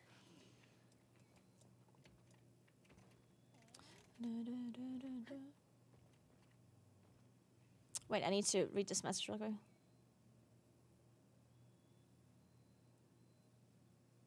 Okay.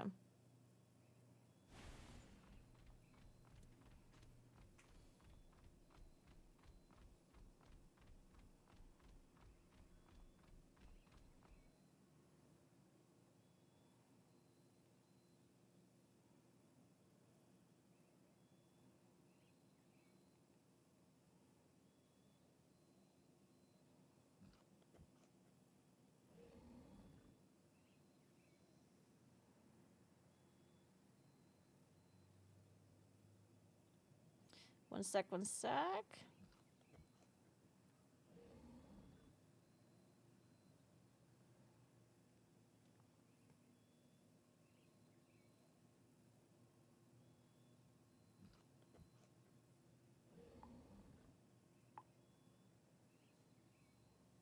So.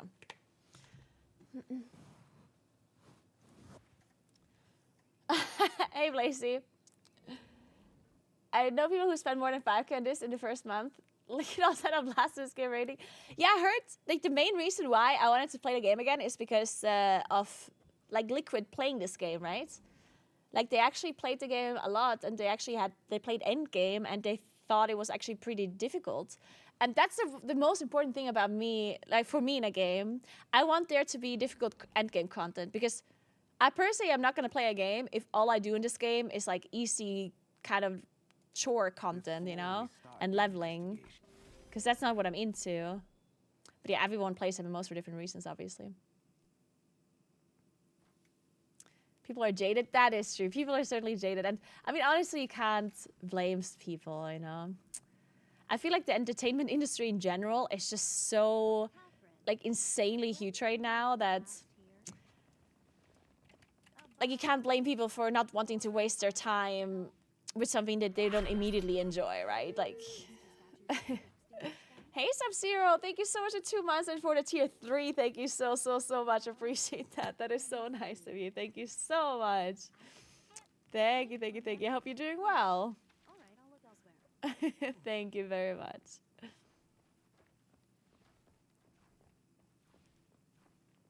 I wish they wouldn't make you level up in MMOs. I think it's so added. Oh my god, I actually fully agree with you. I'm so with you. It's like it's a strange thing, right? Because like there's some people who really like the leveling aspect, and the leveling kind of introduces you to the game, right? So I understand that there's a purpose for leveling. But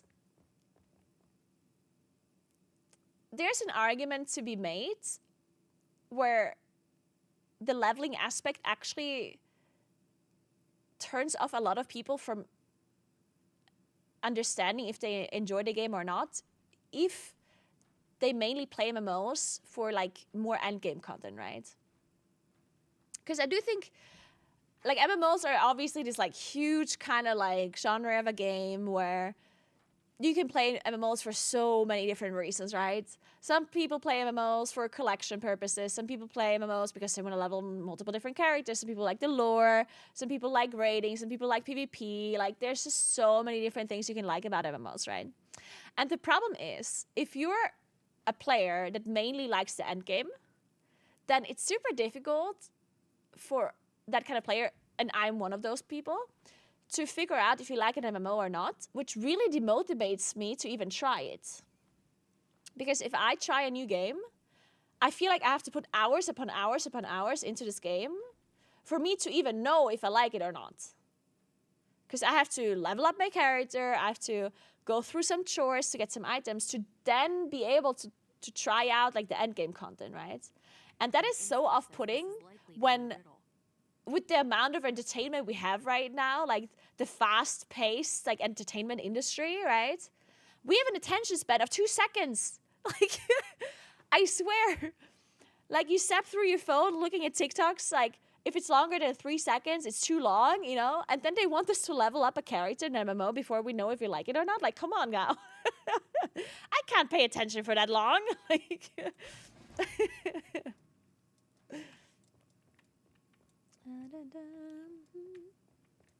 so yeah, I do think that it would kind of be nice if newer MMOs give us the opportunity to test endgame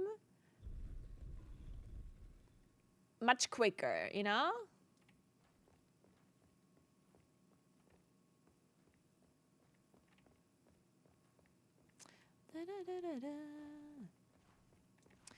So I don't know, like, I guess like, you can have a different spin on things. I don't know.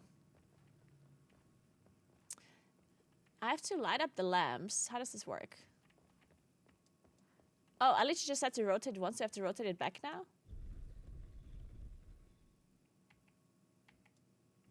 I don't get it. Okay, it's not lit up anymore.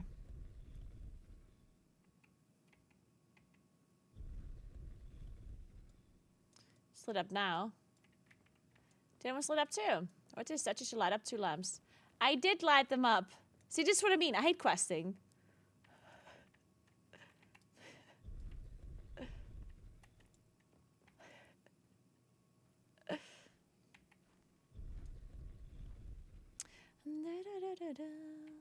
So yeah, I mean, I don't know. In the end, I don't really know what they should be doing. Oh, there we go.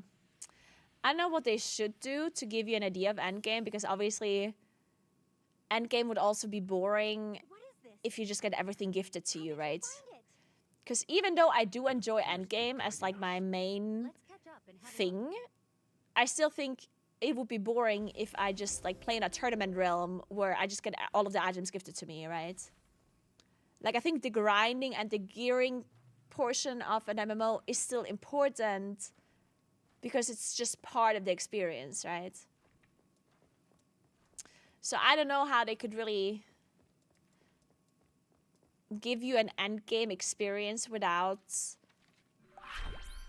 skipping To start. like the leveling portion completely, or like the player power gain path completely. Hey Kate, thank you so much for 29 months. What's up? How are you doing? Thank you so much. Is it worth this game? I don't know. I personally am a person that likes endgame and I haven't seen endgame just yet. The thing is, it's free to play, so you can just check it out. Right? You can just download the game, try it out, see if you like it. There will be like a new season that comes out soon. Oh my god, Anonymous, thank you so much for gifting $200 towards my ski touring set. Oh my god, you're so crazy. Man, whoever you are, you've been gifting so much towards the set already. Like almost every day. That's insane. You're absolutely crazy. I don't even know what to say anymore. You're insane. Thank you so much. I feel like we're getting so close to it too. We already 63% now. Oh my god, look at that. We already raised 1.3 thousand euros. That's crazy. Oh my god, thank you so much. You're insane. Thank you so much, Anonymous. Wow, that's insane. I don't even know what to say. That's absolutely crazy. Thank you. You're the absolute best. I'm so looking forward to doing ski touring streams. That is so cool. Also, if you're donating towards the ski touring set because you really want to watch me ski tour and like walk up mountains, then you should definitely check out the stream on Thursday, because on Thursday I'm gonna do a sunrise stream. On Thursday I'm gonna hike up a mountain while streaming, really early in the morning, so that I'm all the way at the top of the mountain for sunrise. If you guys, okay, so I don't want to say that I'm doing this 100% because if the weather is really, really bad, then I won't do it. But if the weather is acceptable, then I will do it on Thursday, okay? So note it down in your calendars, guys. It's going to be at a very awkward time, of course, because I have to catch the sunrise. So I will start the stream at around 5 a.m. or something. 5 a.m. CET, which I'm going to be up the mountain at like 7 a.m. and the sunrise is going to be like 7:30 or so. So if you're awake at 7:30 as a you person, then you can definitely catch the sunrise in the morning. And of course, if you're an A located person, then you can watch it at the end of your day on Wednesday. And otherwise, you can just watch the VOD afterwards. All right. But yeah, thank you so much again, Anonymous. You're the absolute best. That is so, so, so cool. Question 1. What favors something special? I don't know. Oh, how superficial. Obviously, roast chicken Oh. is the most special food in the world. What's for something special? Okay. I didn't know we're doing a quiz show here. Hi, Carl. Do you mean I can see a sunrise at work? If you're at work at 7:30, then yes. Question 2. You could demo the endgame like Black Myth Wukong if you tried that. First fight in the game is an endgame boss. Okay, that is really cool. I know I did not try Black Myth Wukong. See, like, I wish people would do that more, like MMOs. But if you can actually like do like a demo or like a try of an endgame kind of fight, I do think that is really cool. And that would personally help me a lot. What is the symbol of the Capulet family? I don't know. I think my master would choose the eagle.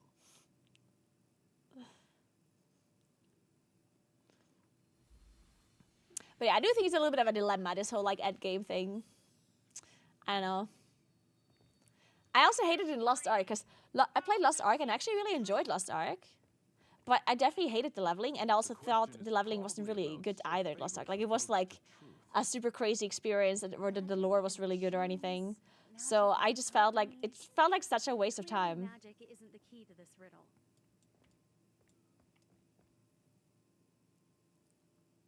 Ah, what a poor student Oops. you are.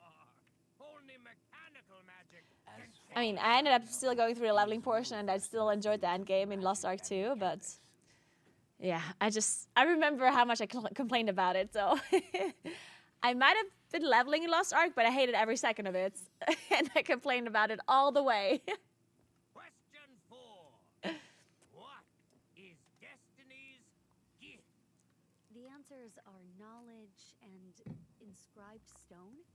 Mr. Faber knows about the Hollow too. There is always a hidden price. Wait, I'm taking for damage. What the fuck? Destiny bestows.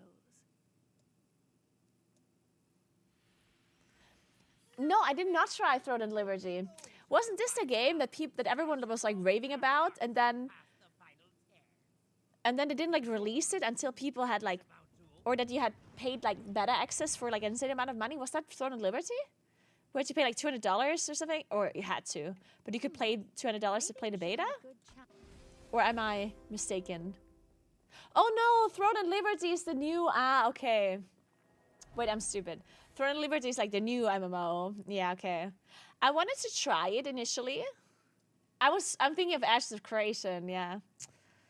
No, I wanted to try Throne and Liberty because I saw so many people playing it. But then apparently loads of people were just playing it like on Twitch because they were like jobs initially and it was like a new thing. And a lot of them were like sponsored streams. So I still kind of wanted to test it out anyway to see if I like it or not.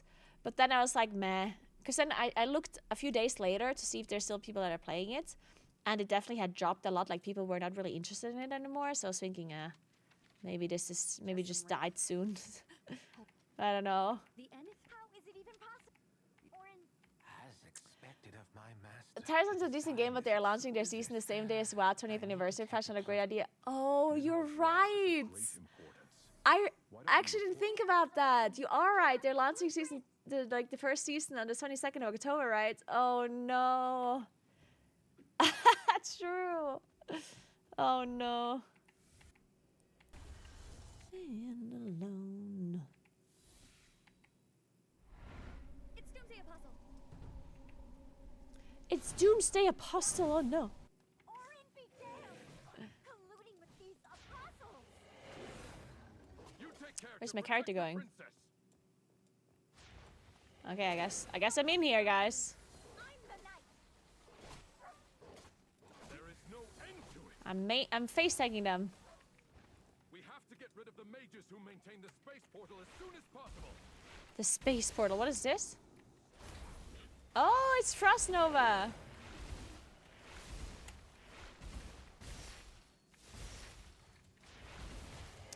Not scientists. Where's Fix?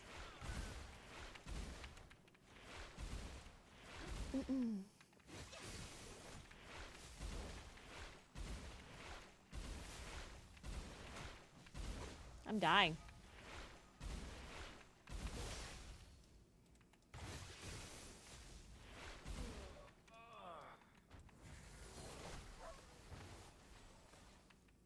Okay, easy for me.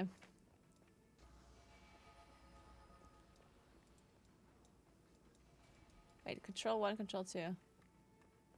Oh, there's more! Man, I really need to... Okay, whatever.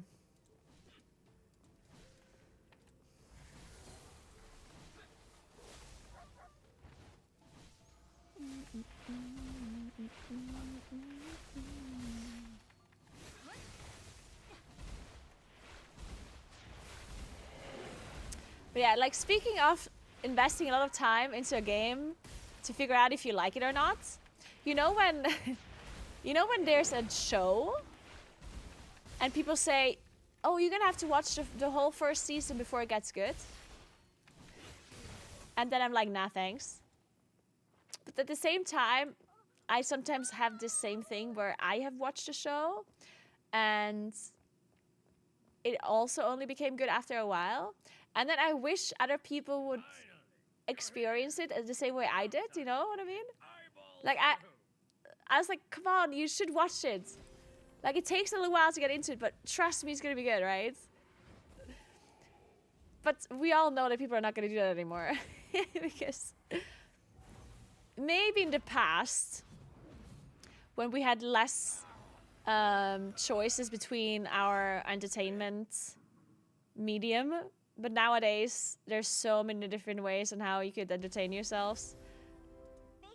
To expect that somebody would be watching a show for a whole season before it gets good is insanity.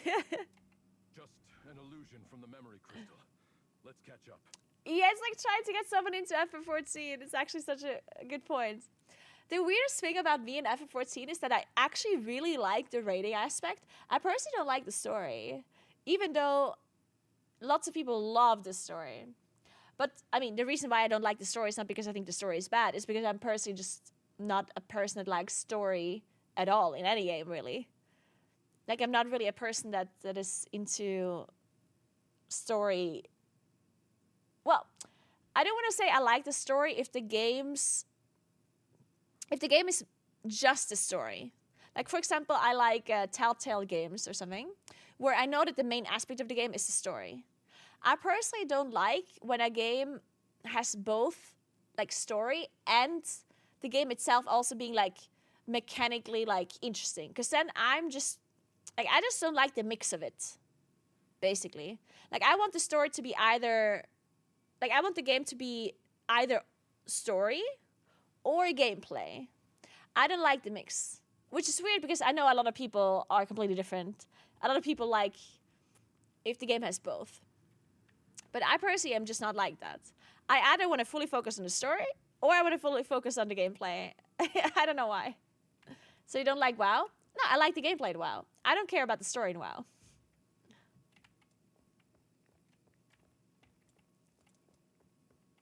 But that's why FF14 is the same thing to me. Like, I personally don't like the story in WoW Speaking of FF14, we have Alfie here.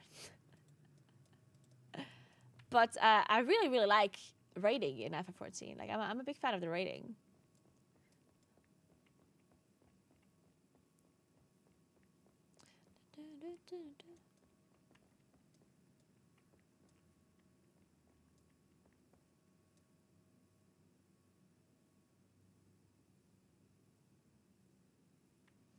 Yeah, that's the thing with FF14, right? Like, I'm sure a lot of people would love the FF14 story. It's just really long, though. And honestly, thinking about it, right? If you're a person that really likes the story, I do think being able to play through so much of it, like, on one hand, it can be overwhelming, but then on the other hand, it's also exciting to know that there's so much to go through, right? But then I guess the problem is that there's some parts of FF14 that are also just boring story-wise. Yeah, I guess like Carl said, that ARR is just a slugfest. Yeah, that's the problem then. Like, if you have to go through a whole expansion that is like a slug and that is very interesting, then that's...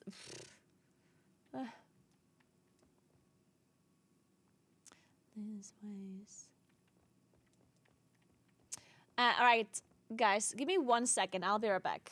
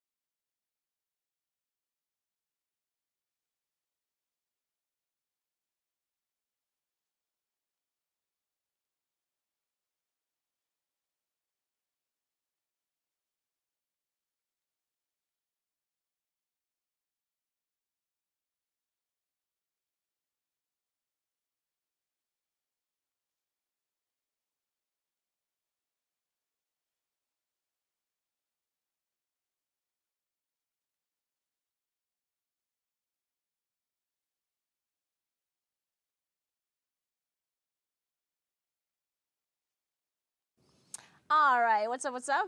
Thanks for 6 months, Mort. Video game stores peaked in Angry Birds. Is this game good or is just another half-good money grab, getting Lost Ark vibes? You're getting Lost Ark vibes? I mean, Lost Ark was actually good. You didn't like Lost Ark? I actually like that game, personally. But this game isn't at all like Lost Ark. Like, Lost Ark was obviously a completely different, like, gameplay. Also, Lost Ark was very much kind of like anime style, and this is like cartoony style. So I wouldn't necessarily say that this game is like Lost Ark at all. It's very, very much different. But then again, I also like Lost Ark, so. Is it pay to win? I have no idea. I literally just started playing. What do you think of New World? honestly, I didn't like New World. Initially, so the main thing that I didn't like about New World is the gameplay. Like, I did not like the skill-based kind of gameplay. And I thought the game was too realistic. Which sounds dumb, but I personally like when an MMO is like more fantasy, like more cartoony, more cutesy, more like magic or whatever. And Lost Ark was very much, not Lost Ark, but New World was very realistic, and you had your 4 abilities, and you had to like actually go and melee and like skill based kind of like aim stuff and whatever. And that was not for me. I personally thought the crafting was really good in New World, because I personally don't usually like professions or crafting, but in New World even I was crafting, which is crazy. So I personally like the crafting aspect. I personally did not like the gameplay. And I personally thought the decision that they made with the whole like attacking and like PvP focus on it, it was interesting, but I think it was just flawed from the beginning. I think the game itself with the servers and with the way you could attack each other, like I think it was just like a flawed idea behind it.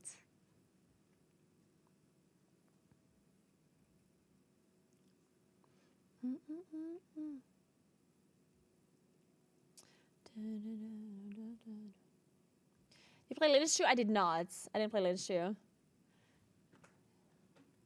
Do you think that would be a game I like? The thing is, like, I personally haven't really done that much variety. I'm trying to get into variety more. That's why from now on, I'm going to do like a variety Friday or actually try different games, because I've played very few other games. Like, it's an older Korean MMO. Interesting. Also, so even though I'm playing like this game now, the main reason why I'm playing this game is because I'm joining a show later on where I'm talking about this game, because it's like a new season that is coming out and they invited me to do this show. So that's why I'm doing this. This is not because I necessarily want to start playing this game a lot or whatever, right? I'm just doing a show later and I want to know more about the game before I join. But one thing I do want to say about me doing more variety, I personally think I don't want to necessarily do more MMOs. Because I feel like MMOs are just so time consuming. I love MMOs, I mean, clearly. But I personally want to do more variety that is not MMOs.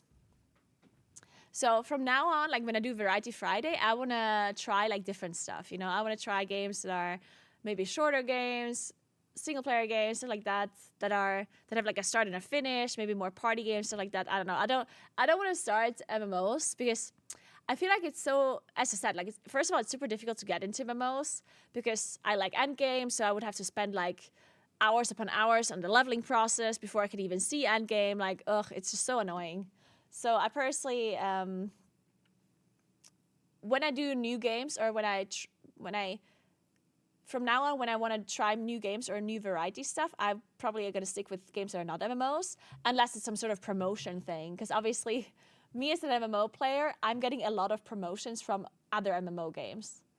And I'm not getting a lot of sponsors that are game-based anyway, because I'm not a variety streamer. And if you're not a variety streamer, you get very few deals from sponsors that are game-based, right? So if I get an MMO sponsor deal, I have to take it. Like, I can't just say no. I mean, unless they're not paying shit, then obviously I'm not going to take it. But I have to take almost all MMO deals that I'm getting because those are the only kind of deals that I'm getting. So I'm trying to give MMOs a decent like try whenever there's a promotion behind it. Even if I'm getting paid for it, I still want to give it like a decent try and like an honest review, because just because I'm getting paid for it doesn't mean that it has to be bad, right? Like I personally always think, obviously people that are watching me, if they know that I'm getting paid, then they don't know if I can trust my opinion, obviously, which obviously sucks. Even like I personally like to think that people that watch my content a lot, I like to think that people know that I'm being honest, but obviously, you'll never be able to tell for sure. I mean, I could just be straight lying to you. Right? But I'm personally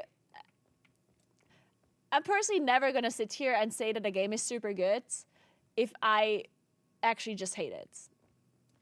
No matter how much they're paying me to play it. I'm not going to do that. I guess. Why the fuck would I lie?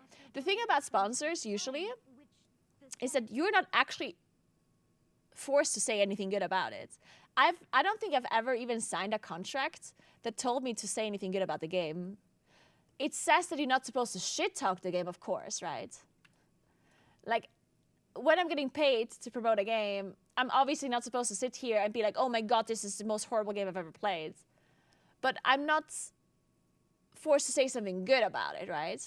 So I can just be neutral and give my neutral like critique. I can say things that I don't like.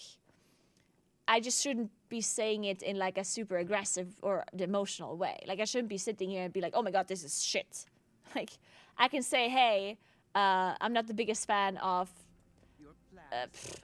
this type of combat, or I'm not the fan of this dungeon, or I'm not a fan of this mechanic, or whatever. Like, you know, like I'm not forced to say something positive about it whenever I'm getting paid for stuff like this. And I do like to say that, I do like to think that I'm as honest as I can be even when I'm being paid. But yeah. I know this is not a sponsored stream. Move on to the next memory. Miss Jaya, who is Moon? The Doomsday Apostles abducted Lord. It's 2000s, I know, right? Just curious if there's a verbiage that prevents you from saying how much the sponsorship is for. No. I don't think so. I mean, I never looked into a contract so closely to see. I don't think so, though. I'm pretty sure you're allowed to say how much you're getting paid. I think you're technically allowed to say that.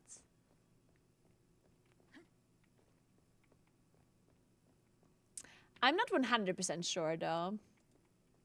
Why wouldn't you? I don't know. Like, I guess sometimes there could be some sort of clause in your contract where it says you can't talk about the contract.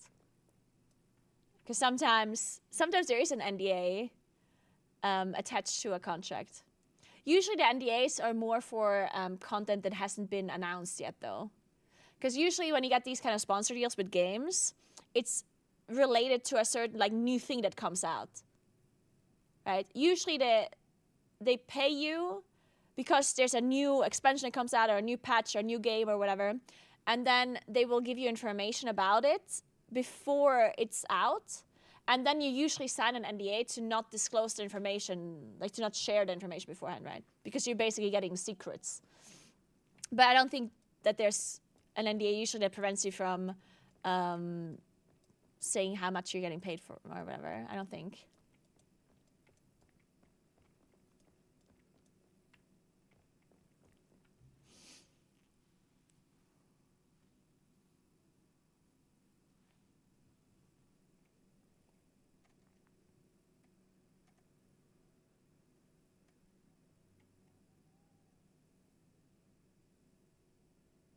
A lot of contracts do include a non-disclosure component, so they can yeah, that's like the main thing why they would prevent you from telling how much you're getting is to have the content creators not talk with it between one another, right?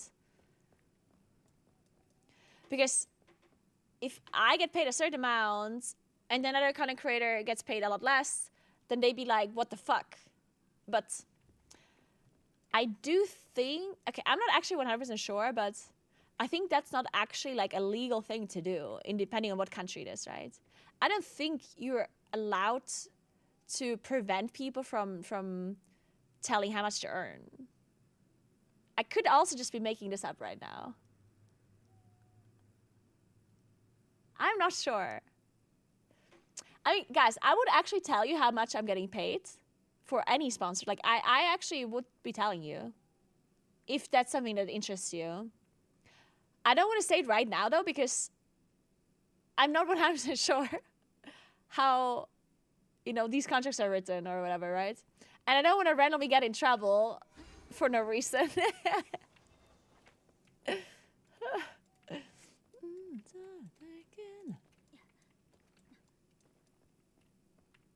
But I can give you like an approximate amount, right? So, okay, so if you have, this is gonna be interesting. So, if you are a content creator, like the Twitch streamer, that has an average of like 1,000 viewers, if your average viewers is like 1,000, then you usually get paid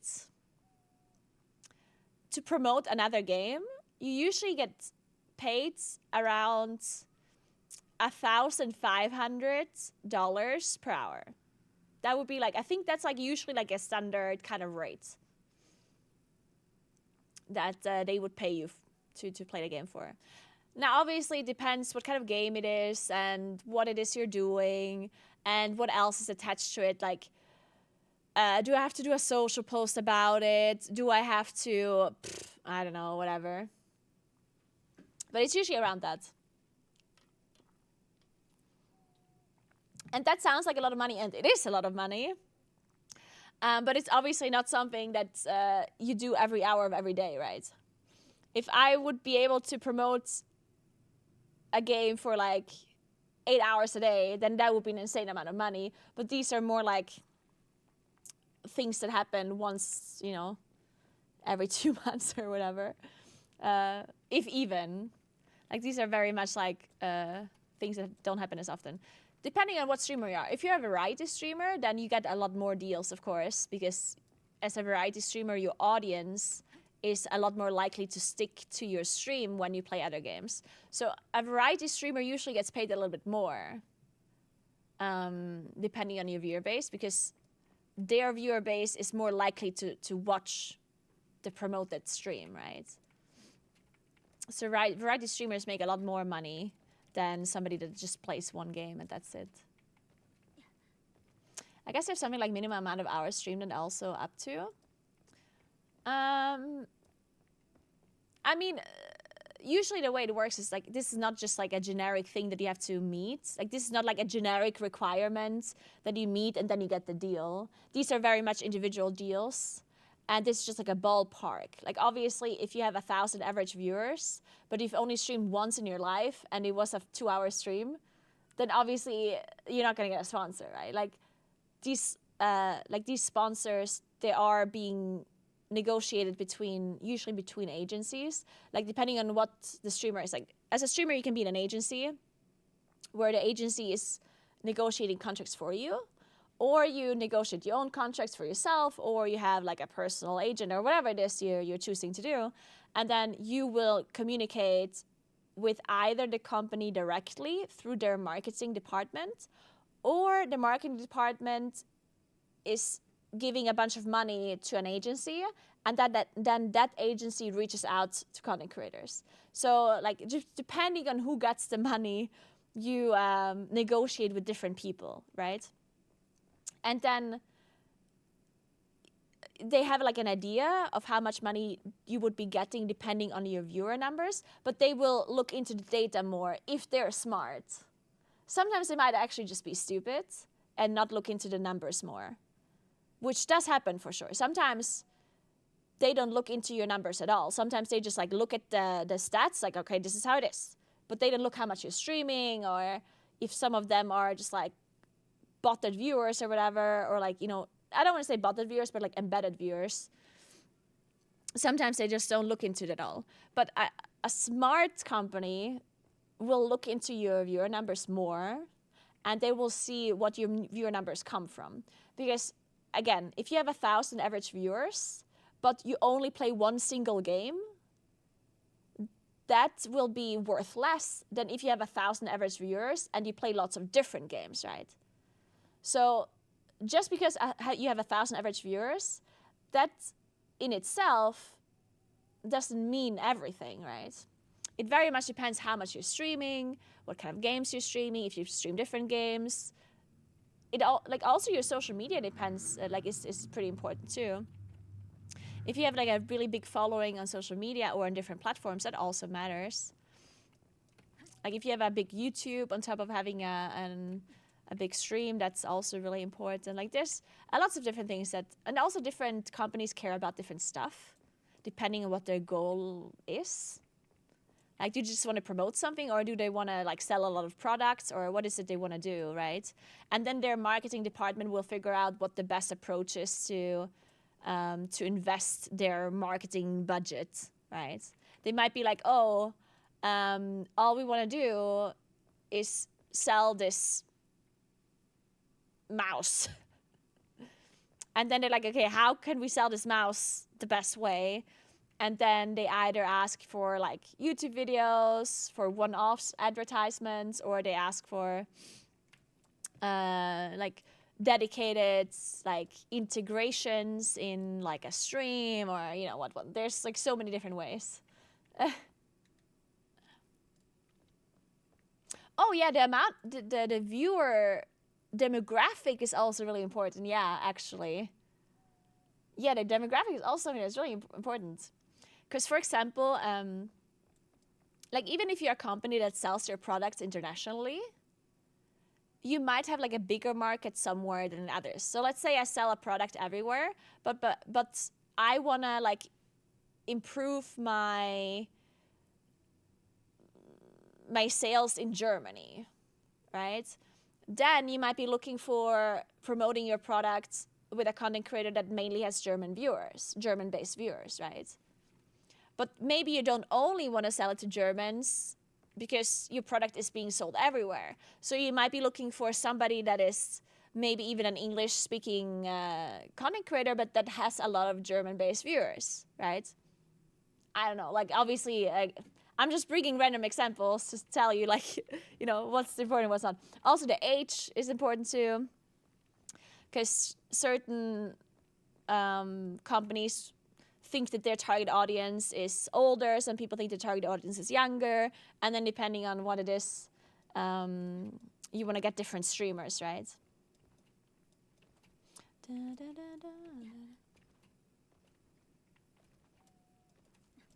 Can we give a South Herald travel agency sponsor after we do the sunrise hike?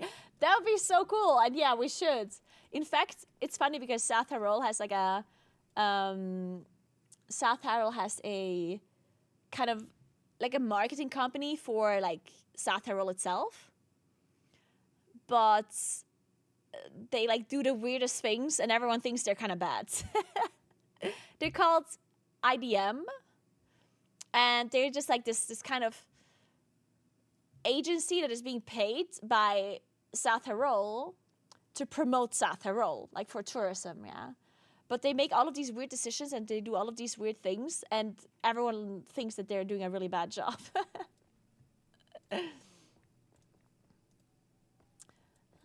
It's not an agency. No.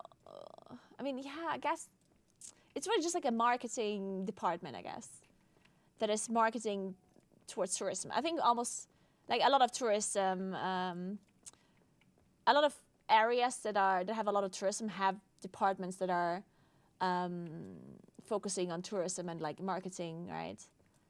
That is a pretty standard thing to have. If a lot of your economy is tourism, then obviously it makes sense to promote stuff more within the country. And then usually these departments then also invest money into local, maybe like influencers or content creators. Or they also invest money into certain like hotels and skiing areas and whatever, like all of the things that they think will promote tourism, they'll do, of course. But anyway, guys, sorry, I actually have to leave. Oh my God, I'm late.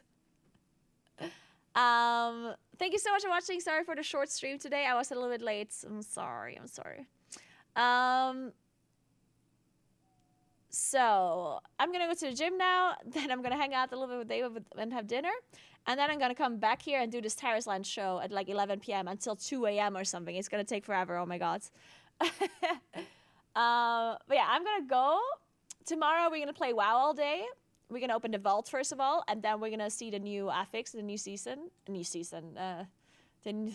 new weekly reset, really. The new patch is obviously not going to be for a whole week. But yeah, thank you so much for hanging out. I appreciate you as always. Thanks for entertaining me while I checked out Tarisland. That's it. Is there anyone else streaming this game right now? There isn't. Fuck. I was thinking I could host a Tarisland streamer, but there's no one. Well, then we're hosting a WoW gamer.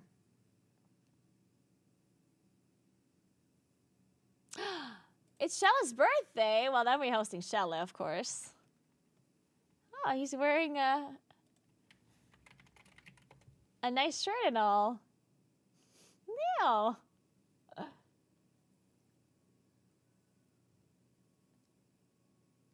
right, guys. Have fun watching Shella. Wish him a happy birthday. And, oh, I forgot to write Johnny, by the way. Oh, I remember now. I'll write him now. And yeah, I'll see you guys tomorrow for more WoW. Tomorrow, I'm gonna stream a little, maybe like around noon, if I can. I'm gonna try to stream around noon. The problem is that I have to, that I'm awake at like 2 a.m. still today. So I'm only gonna sleep at like 3 a.m., which means that I'm gonna sleep a little bit. I'm gonna sleep in a little bit tomorrow. Now I'm gonna message Johnny soon. But yeah, thank you so much for watching, guys. You're the best. Have a nice rest of your day, and I'll see you guys tomorrow, okay? Have a good one, and goodbye.